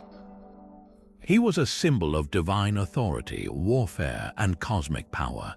To be buried with a copper plate depicting the birdman was to claim a direct connection to that power, to assert that the deceased was not just a political leader, but a spiritual one capable of navigating both worlds. But the copper itself holds another, perhaps even more startling secret. The source of this material was not local. Through geological sourcing, we know that the vast majority of this native copper came from a single, specific place, the Keweenaw Peninsula on the shores of Lake Superior, over 1,000 miles away from the great Mississippian centers like Etowah in Georgia or Moundville in Alabama. This fact transforms a beautiful artifact into a piece of a much larger puzzle. It tells us that a vast, complex, and long-distance trade network was operating across pre-Columbian North America.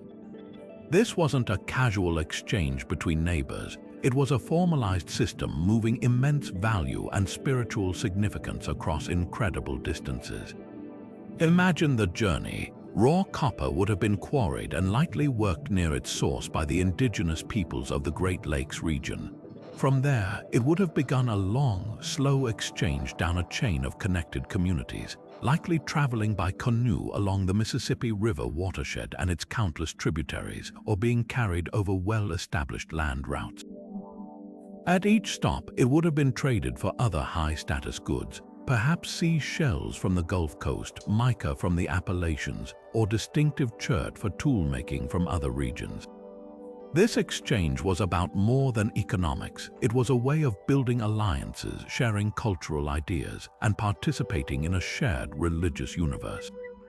The copper was a tangible piece of a distant, powerful landscape, making its way into the hands of rulers in the southeast who transformed it into a symbol of their own authority. The plates are a silent testament to a connected continent, proving that long before European contact, Native America was a thriving network of interdependent cultures, all linked by invisible highways of trade and belief. Perched high atop a flattened mountain ridge in the heart of Oaxaca, Mexico, the city of Monte Alban commands a breathtaking view of the surrounding valleys. For over 1,000 years, this was the majestic capital of the Zapotec people, a civilization whose intellectual achievements rivaled those of their more famous Maya neighbors. While its grand plazas and imposing pyramids are impressive, the city's most brilliant secret isn't immediately visible in its stone structures. It is woven into the very alignment of those structures, revealing that Monte Alban was far more than a political stronghold. It was a sophisticated celestial observatory, a machine for tracking time and the gods themselves, built on a scale unparalleled in the region. The Zapotec understanding of the cosmos was profoundly integrated into their architecture. Unlike building a separate structure for observation, like Stonehenge or Cahokia's Woodhenge, the Zapotec engineers designed their entire city center to function as a single, unified astronomical instrument. The main plaza, a vast rectangular space stretching over 300 meters, is precisely oriented 8 degrees counterclockwise from true north. This wasn't an error in construction, it was a deliberate and calculated alignment. This specific angle allowed the buildings lining the plaza's edges to frame key celestial events on the horizon with incredible precision. From designated observing platforms, priests could watch the sun, moon, and most importantly, the planet Venus, rise and set behind specific architectural features on exact predicted days. This brings us to the heart of their celestial obsession, the complex and perilous cycles of Venus. The Zapotec, like many Mesoamerican cultures, did not see Venus as a benign evening star. They knew it by another name, Casillo, a powerful and fearsome god associated with both rain and war. Its appearance in the morning sky as a herald of the dawn was one state. Its disappearance and subsequent reappearance in the evening sky was another, each phase carrying immense significance for their rituals and warfare. Tracking its precise 584-day synodic cycle, the time it takes to return to the same point in the sky from Earth's perspective was a matter of spiritual and state security. Their entire ritual calendar and the timing of military campaigns were likely dictated by the position of this brilliant wanderer. Evidence suggests that the so-called Building J, a peculiar arrowhead-shaped structure that points southwest and sits askew from the rest of the plaza's alignment, served as a primary observatory for tracking Venus. Its unique orientation and internal tunnels may have been used to precisely mark its extreme positions on the horizon. The sophistication of their astronomical system becomes truly staggering when we compare it to the rest of the world.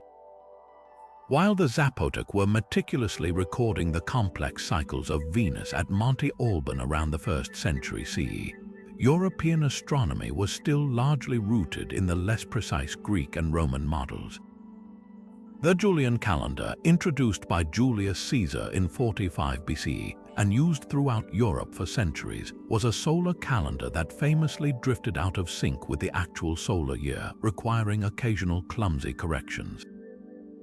The Zapotec system, by integrating the cycles of the Sun, Moon, and Venus into a grand, interlocking calendar known as the calendar round, achieved a long-term accuracy that European systems would not match until the Gregorian reform over 1500 years later. They understood that time was not a single thread but a braid of multiple cycles, and their architecture was the loom that wove it all together.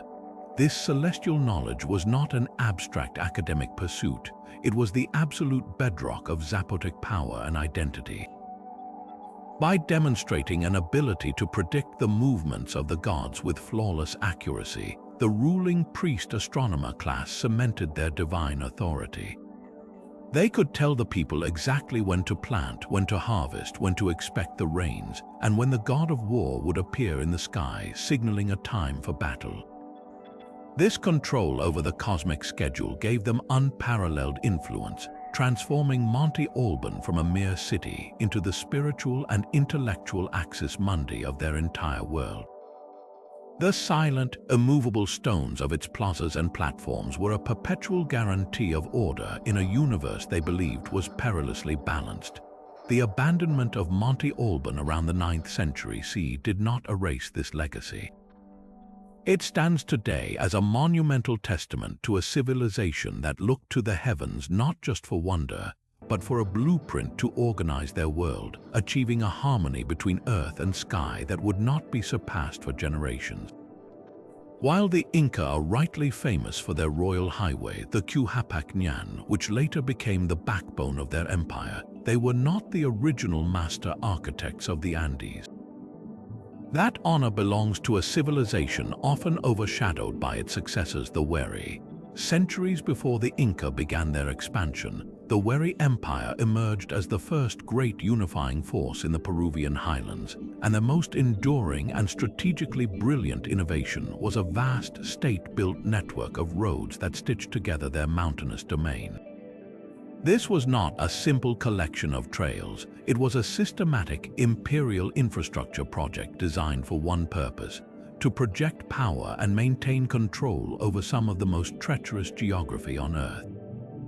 The sheer ambition of their undertaking is almost incomprehensible. The Wari road system ultimately stretched for well over 1,000 miles, forging connections between their highland capital near modern-day Ayacucho and distant provinces on the coast and in the deep jungles. To achieve this, their engineers had to solve problems that would challenge modern road crews.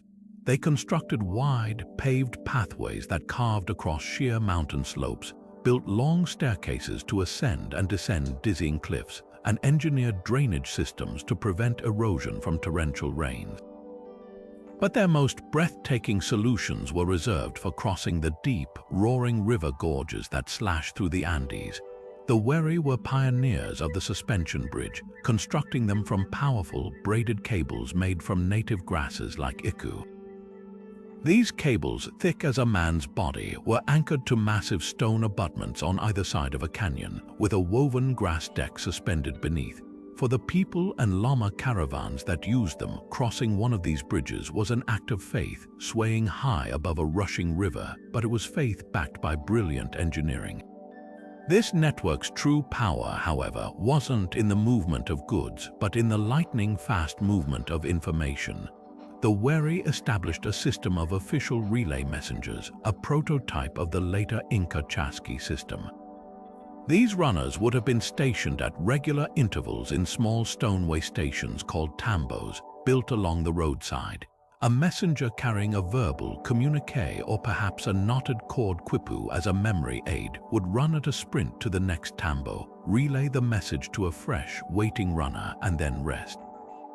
This baton pass method meant that a message could travel hundreds of miles in a matter of days instead of weeks, allowing the central government in the capital to receive intelligence from the frontiers and issue commands with unprecedented speed. This was the ancient equivalent of a broadband internet connection. It allowed the wary emperor to manage his empire in nearly real time, putting down rebellions, coordinating military campaigns, and managing resources across a vast territory.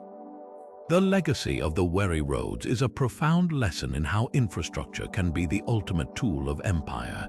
The Inca, when they rose to power centuries later, did not have to start from scratch. They encountered the skeletal remains of this ancient network, recognized its genius, and simply adopted it. They expanded it, maintained it, and integrated it into their own even larger system, but the foundational blueprint was wary. This discovery forces a dramatic reassessment of Andean history. It shows us that the administrative and logistical brilliance we so often attribute solely to the Inca was in fact built upon a foundation laid by the wary. Their roads were the physical manifestation of a new idea, that disparate and distant cultures could be welded into a single, cohesive political unit through the brute force of engineering and the incredible speed of communication. The wary proved that an empire is only as strong as its connections, and they built those connections to last, etching their ambition into the very spine of the Andes. Far to the north of the Mesoamerican metropolises, in the scorching Chihuahuan desert of what is now northern Mexico, lies the enigmatic adobe city of Pacuame. This was no ordinary settlement. At its peak between the 13th and 15th centuries, it was a dazzling and unlikely crossroads, a hub where the cultures of the American Southwest and Mesoamerica met and merged. Its architecture is a bizarre and fascinating blend of styles, featuring massive, multi-storied adobe compounds that echo the great houses of the ancestral pueblones, yet also containing Mesoamerican ball courts and effigy mounds. But the city's most astonishing and perplexing secret is not found in its buildings, but in what its people kept inside them. In this parched landscape, 1,000 miles from the nearest rainforest, the people of Pacuame became the preeminent breeders of scarlet macaws. The discovery of this practice is one of the most vivid in North American archaeology. Excavations at Pacuame revealed over 300 individual pens, specially designed cages built right into the walls of the residential compounds. These were not makeshift enclosures, they were sophisticated aviaries with smooth plastered floors, feeding platforms, and intricate nesting boxes. And within the soil of these pens, archaeologists found the undeniable evidence: the skeletons of beautiful, long-tailed birds, their brilliant red, blue, and yellow feathers long since decayed, but their bones telling a story of a massive, organized breeding operation. The scale is simply staggering. The remains of at least 500 individual macaws have been uncovered, and the total number raised over the centuries would have been in the thousands. This was industrial-scale aviculture in the middle of a desert. This immediately presents a monumental logistical puzzle. The natural range of the scarlet macaw is the humid, dense rainforests of southern Mexico and Central America. Transporting these fragile, exotic birds over 1,000 miles of rugged mountains and arid desert to Pacuame would have been an incredible feat. They couldn't have been walked, they would have had to be carried, likely in specially made cages, and provided with a constant supply of their specialized diet of nuts, fruits, and seeds along the way. The journey itself would have been a perilous and expensive undertaking, a testament to the immense value these birds held. Why would a desert culture go to such extraordinary lengths to import and then breed a tropical bird that offered no practical use as food or labor?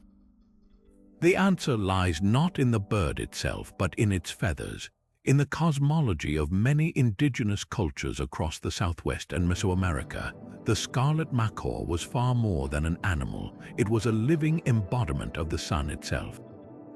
Its fiery red and brilliant yellow plumage was seen as a piece of the celestial fire brought down to earth.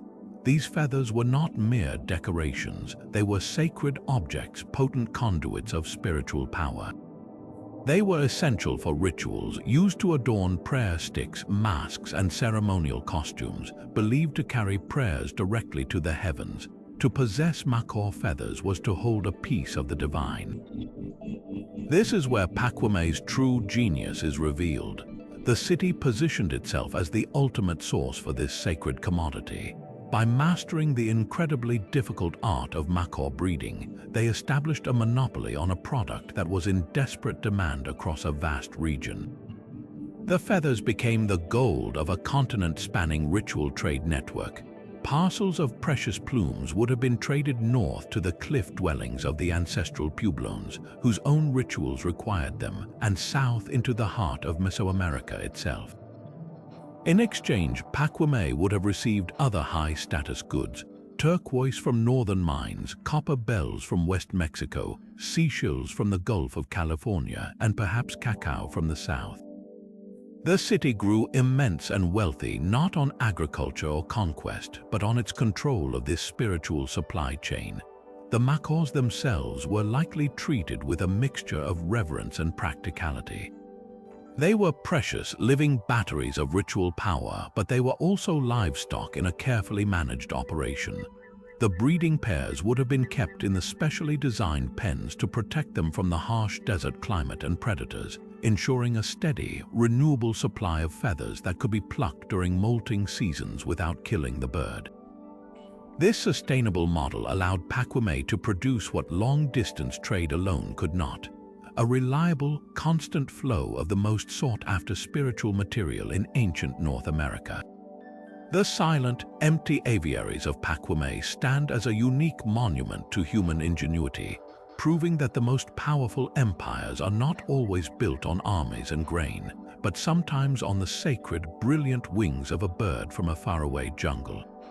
Now we turn our attention from the desert crossroads of Pacoime to the lush, rolling hills of the American Midwest, where an entirely different kind of architectural genius was taking shape not in stone or adobe, but in the earth itself.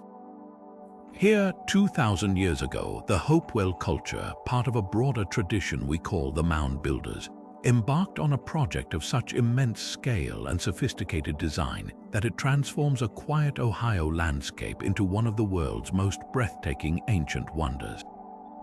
Their secret was not hidden in towering pyramids, but in graceful, purposeful undulations of soil, forming colossal earthworks that merged art, astronomy, and a profound understanding of the mathematics of the sacred. The most iconic of these creations is the Great Serpent Mound, a singular effigy so vast its form can only be truly comprehended from the sky. Stretching a quarter of a mile along a high plateau, this earthen serpent uncoils with a graceful, undulating body, culminating in a gaping jaw that appears to be swallowing a giant oval egg. The precision of its construction is masterful. The builders used a combination of clay, ash, and soil, carefully layered and packed to create a berm that stands nearly 5 feet high and 20 feet across, its form still sharply defined after centuries of weathering. But its true power is revealed not just in its shape, but in its celestial alignment. The serpent's head is aligned precisely to the point on the horizon where the sun sets on the summer solstice, while the coils of its body may point to the solstice sunrises and the equinox events. This was not a random pile of dirt. It was a giant, three-dimensional calendar and a cosmic map, its sinuous form forever capturing the relationship between the earth and the heavens in a way that feels both ancient and eerily timeless. Yet the Serpent Mound, for all its fame, is just one piece of a much larger and more complex puzzle. Scattered across central Ohio are the remnants of enormous geometric enclosures that showcase a mathematical understanding that seems to defy their time. At places like the Newark earthworks, we find a complex that once covered over 4 square miles, featuring a perfect circle connected to a precise octagon by a long, parallel-walled avenue. The accuracy of these shapes is nothing short of astonishing.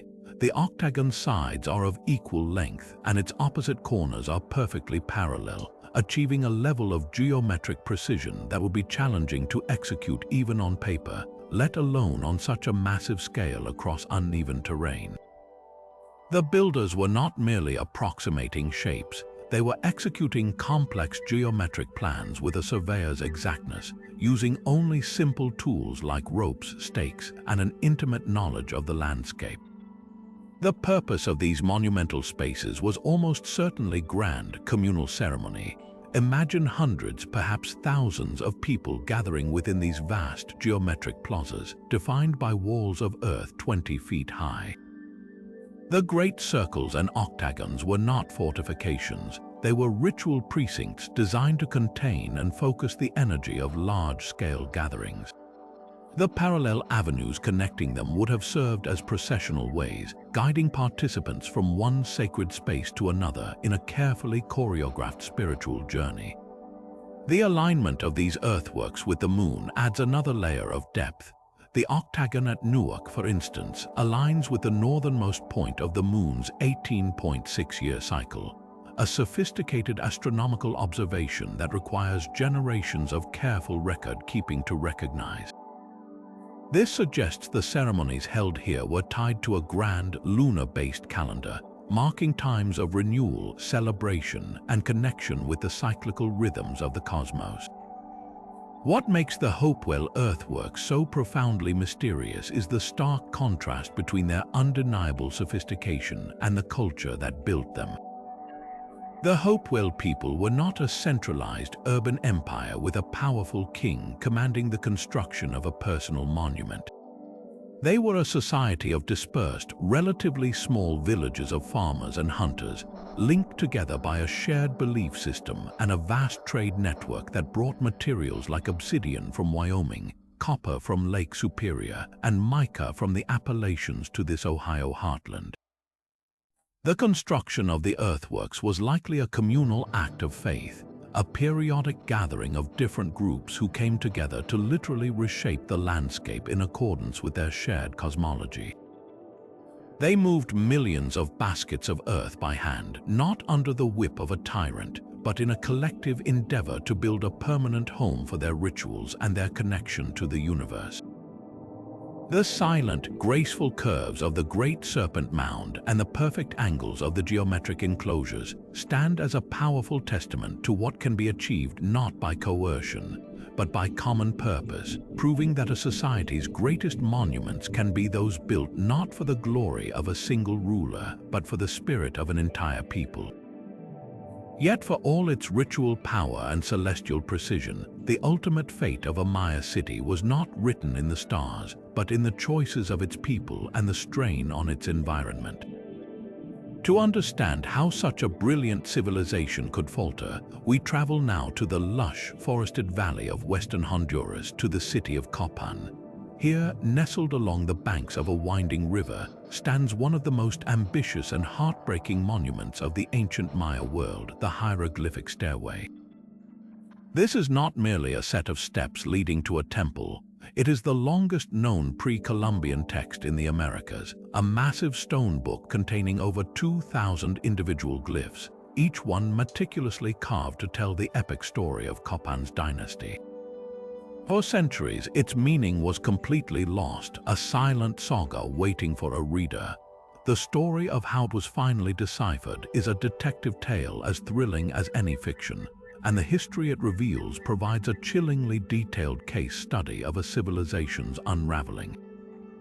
The monumental staircase itself is a breathtaking work of political propaganda and artistic devotion. It ascends 63 steps from the city's main plaza, each step carved from solid blocks of volcanic stone. The entire surface is covered in a continuous flow of hieroglyphs, interrupted by sculpted portraits of powerful rulers. The sheer scale of the project is a testament to the ego and authority of the king who commissioned it, a ruler named Cahokia, who we know as Smoke Shell.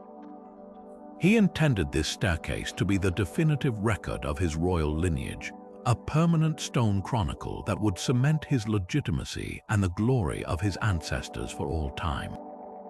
But within a few generations of its completion, the city it celebrated would be all but abandoned, and the stairway itself would collapse into a jumbled ruin, its story buried and out of order for over 1,000 years. Cracking the code of this immense text was one of the greatest intellectual achievements of 20th century archaeology. The task fell to a dedicated group of scholars known as epigraphers, who painstakingly worked to unlock the Maya script, a writing system once considered impenetrable. The process was slow and methodical, a global effort spanning decades. Early breakthroughs came from identifying numbers in the complex calendar round and from matching glyphs to known astronomical events. But a major key to understanding Copan's stairway was the discovery of its organizational structure. Epigraphers realized that the text was not meant to be read straight across each step like a modern book. Instead, it was designed in a pattern called a double-column format. You read two glyphs at a time, moving left to right and top to bottom in a specific sequence, a bit like navigating a complex spreadsheet. This understanding was crucial to reassembling the thousands of fallen blocks in their correct order, a monumental jigsaw puzzle that took years of patient work. As the glyphs began to yield their secrets, a dramatic and tumultuous history emerged. The stairway narrates the complete story of Copan's dynasty, beginning with its mythical founder, Kainish Yaxkayuk Mo, who arrived in the year 426 to establish his line. It glorifies 16 successive rulers, detailing their military conquests, their sacred rituals, and their divine right to rule. For centuries, the narrative is one of unbroken success and growing power. But then, the tone shifts dramatically. The text dedicates a significant portion to the reign of the 13th king, Waxaclajun Abakayawil, who we know as 18 Rabbit, one of Copan's most prolific builders. The stairway recounts his capture in battle by a rival king from the nearby and previously inferior city of Quirigá. For the Maya, the capture of a king was not just a military defeat, it was a cosmological catastrophe. The king was the sacred conduit to the gods, and his defeat and likely sacrifice shattered the spiritual contract between the people and the divine. The text treats this event not with a quick gloss, but with a palpable sense of trauma, a seismic shock to the very foundation of Copan's identity. This single, catastrophic event set in motion a chain reaction of decline from which the city never truly recovered. The stairway, commissioned by a later king, is in itself a desperate attempt to paper over this disaster, to reassert dynastic legitimacy after such a profound humiliation. But the glyphs tell us that the problems ran much deeper than a lost battle. Later rulers, despite their boasts of restoration, were presiding over a city in crisis. The inscriptions reveal a society becoming increasingly obsessed with its own royal lineage, pouring all of its remaining resources into monuments glorifying the past while ignoring the pressing problems of the present. The text itself becomes a marker of this imbalance, an enormous investment of labor and wealth carved in stone, proclaiming a greatness that was increasingly at odds with reality. The final, silent message of the hieroglyphic stairway is written not in glyphs, but in the archaeological record that surrounds it. The elite overexploited the surrounding valley for firewood to make the lime plaster for their ever larger construction projects, leading to severe deforestation and catastrophic soil erosion. As the hillsides washed away, agricultural yields plummeted. Skeletal remains from the city's final decades show a population suffering from widespread malnutrition and disease. The once glorious dynasty ended not with a bang but with a whimper. The final kings left no great monuments, and the royal palace was eventually occupied by commoners. The hieroglyphic stairway, intended as an eternal testament to power, became instead a towering monument to hubris, a detailed stone autopsy of a civilization that became so fixated on celebrating its own history that it failed to secure its own future. It stands as a powerful warning about the danger of ignoring environmental limits and social inequality, a story carved in stone that resonates with urgent relevance even today. Consider the sheer audacity of the challenge. On the northern coast of Peru, where the rain might not fall for decades at a time, the Chimu civilization decided to build a capital city. This was Chan Chan, a sprawling metropolis of adobe that would become the largest city in the pre-Columbian Americas. Its grand plazas, royal compounds, and intricate friezes were all constructed in a landscape that receives less than a tenth of an inch of rain per year. To sustain a population that may have exceeded 100,000 people, the Chimu couldn't rely on the skies above. Instead, they turned their genius to the mountains in the distance, executing one of history's most ambitious hydraulic engineering projects. Their secret to survival wasn't just building a city, it was building a river. The lifeblood of this entire operation was the Rio Moch, a seasonal river flowing from the Andes. But its water was inconsistent, a trickle in the dry season and a potential torrent in the wet. The Chimu solution was to master its entire watershed. They didn't just divert water, they completely re-engineered its flow. Their masterstroke was the Lacamba Canal, a staggering 53-mile-long channel carved directly into the desert foothills. This was not a simple ditch. This was a precisely graded aqueduct designed with a gentle, consistent slope that allowed water to flow steadily from its mountain source all the way to the parched valleys below.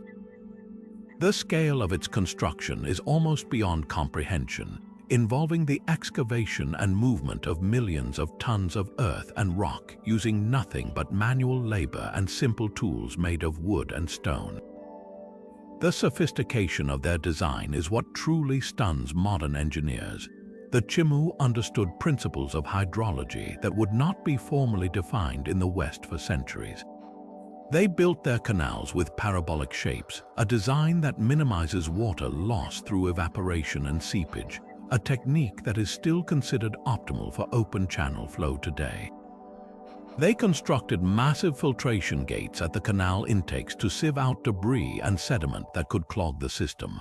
And perhaps most brilliantly, they engineered a network of secondary canals and subterranean aqueducts that distributed this precious water with incredible efficiency to vast agricultural fields called huachaks.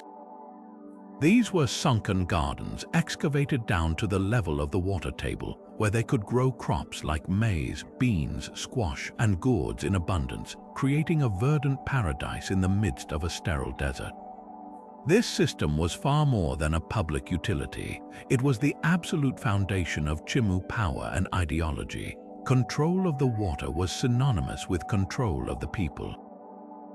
The ruling elite, based in the impregnable ciudadelas of Chan Chan, managed the water distribution with a meticulous, almost tyrannical precision.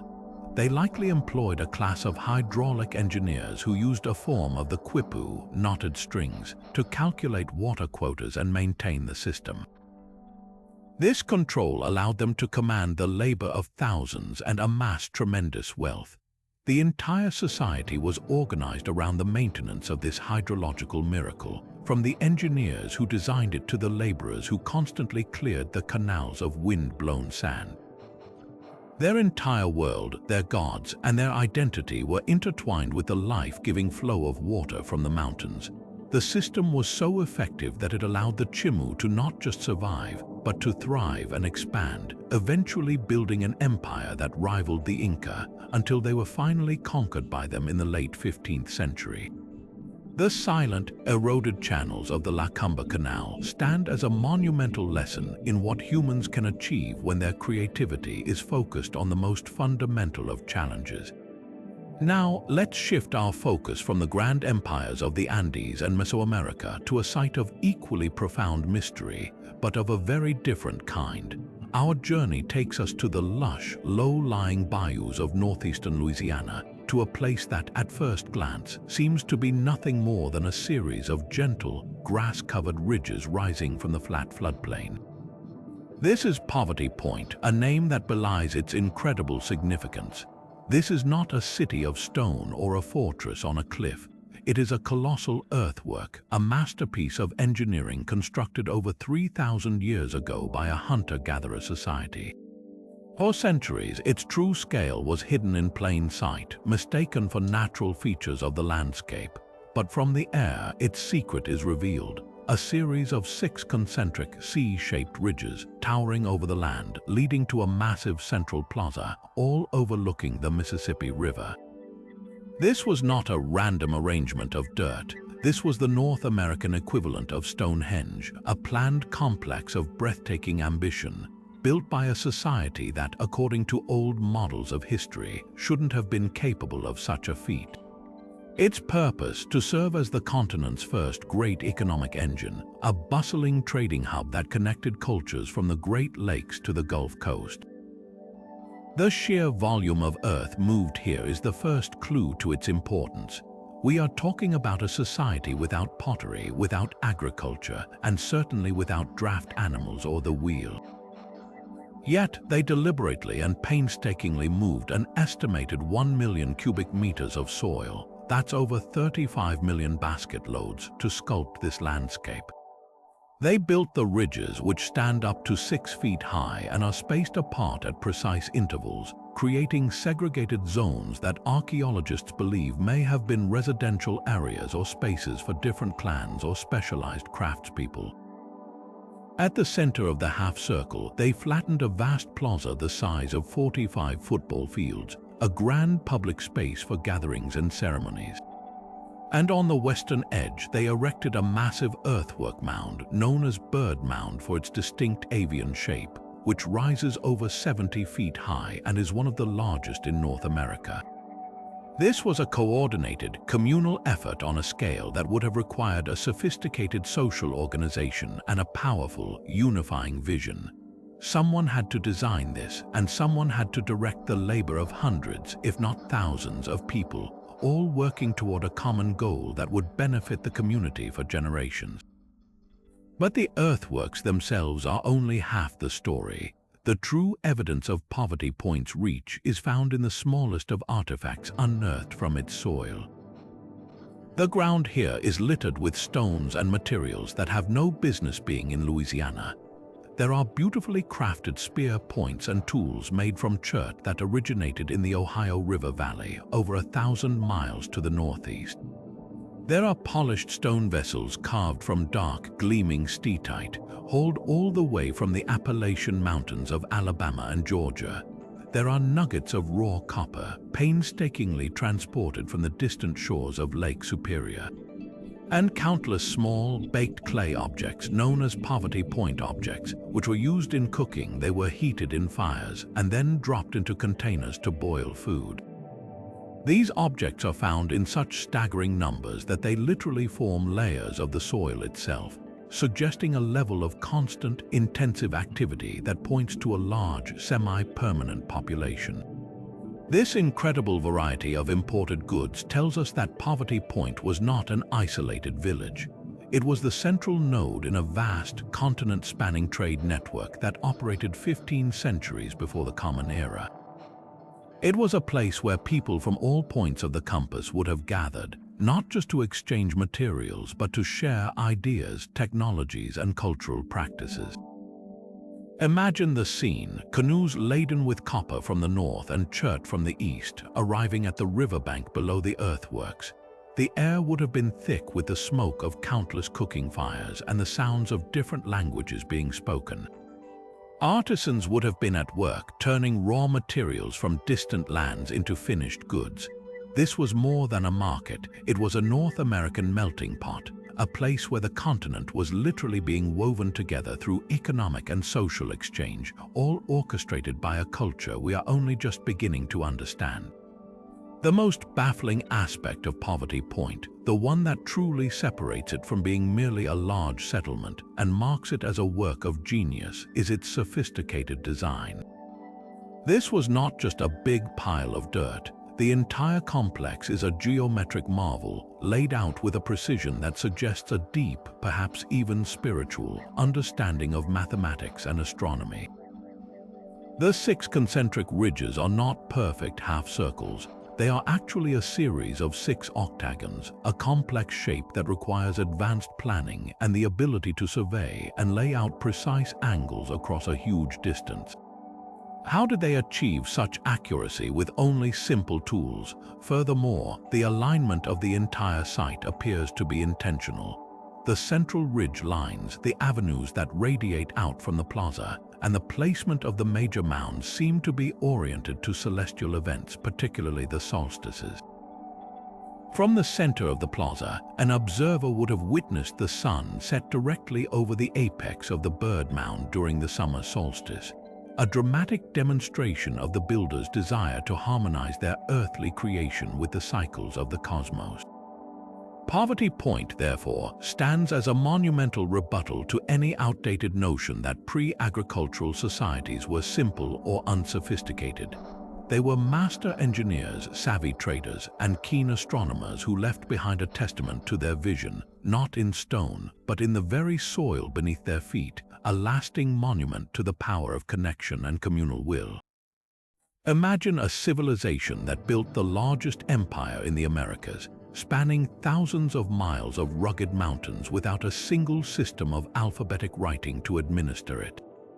For the Inca, the solution to this immense bureaucratic challenge was not ink on paper, but an ingenious and beautiful device made of strings and knots. This was the quipu, and it was far more than a simple counting tool. It was a sophisticated, three-dimensional information storage system, a unique form of writing that recorded everything from tax obligations and census data to epic poems and the very history of the empire itself. The Spanish conquistadors, upon encountering these complex bundles of knotted cords, failed to recognize their significance, systematically destroying them as pagan idols and unintentionally erasing entire libraries of Andean knowledge. The loss is almost unimaginable, but today, a new generation of scholars is making thrilling breakthroughs, slowly untangling the secrets of the last great writing system to be deciphered on Earth. To understand the quipu is to let go of everything we know about writing. There are no characters, no symbols etched on a flat surface. Instead, information is encoded in a tactile language of physical variables. A quipu consists of a main, horizontal cord from which dozens, sometimes hundreds of pendant cords hang. Each of these strings tells its own story through a complex code. The color of the cord was its first layer of meaning. A specific shade of brown might represent a potato, while a particular red could signify a soldier. The type of fiber, llama wool, alpaca, or cotton added another dimension, perhaps denoting a specific region or social class. The placement of the knot along the string indicated its order or category, with higher values often placed closer to the main cord. But the true genius was in the knots themselves. The Inca used a base 10 positional system, not unlike our own. Different knot types represented units, tens, hundreds, and thousands. A figure 8 knot was a single digit. A long knot with a specific number of turns could represent the numbers 2 through 9, and a cluster of simple overhand knots could signify 0, a concept the Inca understood and utilized centuries before it became common in Europe. This system was incredibly effective for the practical, mathematical needs of running a vast empire. Imperial accountants, known as quipucamayos, could use these devices to keep track of the staggering wealth and complexity of Teotihuacan, the Inca realm. A single quipu could record the number of taxpayers in a province, the contents of a warehouse, 50,000 bushels of maize, 10,000 woolen shirts, or the size of a labor force assigned to a construction project. Messengers would carry these lightweight, portable records across the empire's superb road network, allowing the central government in Cusco to manage resources, mobilize armies, and conduct a census with an efficiency that stunned the Spanish. But to assume quipus were only used for accounting is to drastically underestimate their capabilities. There is compelling evidence that a separate, more complex class of quipus existed to record narrative information, myths, histories, genealogies, and even songs. These narrative quipus likely used a more abstract and metaphorical language of color, spin, and knot direction, a poetic code that only highly trained specialists could read aloud, transforming the physical object into a flowing story. They were not mere databases, they were the epic poems and sacred texts of the Andes. This is where the tragedy of their destruction becomes so profound. The Spanish, led by friars like the extirpator of idolatries Pablo José de Rioja, saw the quippus not as intellectual achievements but as instruments of the devil. They associated them with native religion and ritual, and in a campaign to eradicate Inca culture and impose Catholicism, they gathered and burned them by the thousands. It was an act of intellectual devastation comparable to the burning of the Library of Alexandria. In an instant, the archives of an entire civilization were turned to ash. The Quipucamayos, the living librarians who held the keys to this knowledge, were persecuted, their expertise dying with them. This deliberate obliteration created the greatest historical silence in the Americas, severing the modern world from the inner thoughts, histories, and beliefs of the Inca people. We are left with the Spanish chronicles, which are filtered through the biases and misunderstandings of the conquerors, and the silent stones of Machu Picchu, beautiful but mute. Yet, all hope is not lost. The decipherment of the quipu is one of the most exciting frontiers in archaeology today. Researchers like Harvard's Gary Urton and Peruvian scholar Sabine Heil are pioneering new approaches, building databases of hundreds of surviving quippus to look for patterns and recurring structures. Heiland's work in the remote village of San Juan de Colota is particularly groundbreaking. There, local elders showed her a set of quippus they said were narrative letters between village leaders during an 18th century rebellion. Crucially, the elders stated that the animal fibers themselves carried meaning. The hair of a vicuña versus an alpaca could represent different things based on the animal's behavior and symbolic value. This suggests a level of semantic complexity we are only beginning to grasp. Other researchers are using advanced mathematical analysis and even DNA testing on the fibers to uncover hidden clues. Each small breakthrough is like finding a single word in a lost language, slowly building towards a new Rosetta Stone that might one day allow us to hear the voices of the Inca, not through the reports of their conquerors, but through the intricate knotted cords they left behind. The quiet work of these modern decoders is a race against time, an effort to reclaim a sliver of the wisdom that was so carelessly cast into the fire, and to finally listen to the stories these strings have been trying to tell us for 500 years. And as we bring this exploration to a close, it's worth pausing to reflect on the profound journey we've taken together across the Americas. From the colossal earthworks of Poverty Point to the celestial city of Monte Alban, from the silent stones of Tiwanaku to the echoing ball courts of Chichen Itza, we've uncovered 25 astonishing windows into worlds that were once vibrantly alive. These are not just isolated curiosities or forgotten footnotes in history. They form a collective narrative of human ingenuity that forces a complete rewriting of the story of this hemisphere. The portrait that emerges is of a deeply interconnected landscape where ideas, goods, and people moved across thousands of miles, creating a tapestry of civilization that was every bit as complex, sophisticated, and brilliant as anything found in the ancient Old World. They were master astronomers, hydraulic engineers, and artistic visionaries who shaped their environments with a wisdom we are only beginning to comprehend. Perhaps the most humbling lesson these lost cities teach us is one of profound fragility. The great silence that hangs over Teotihuacan, the empty plazas of the Maya, and the abandoned cliff dwellings of Mesa Verde stand as powerful reminders that no civilization, no matter how grand or seemingly permanent, is immune to collapse.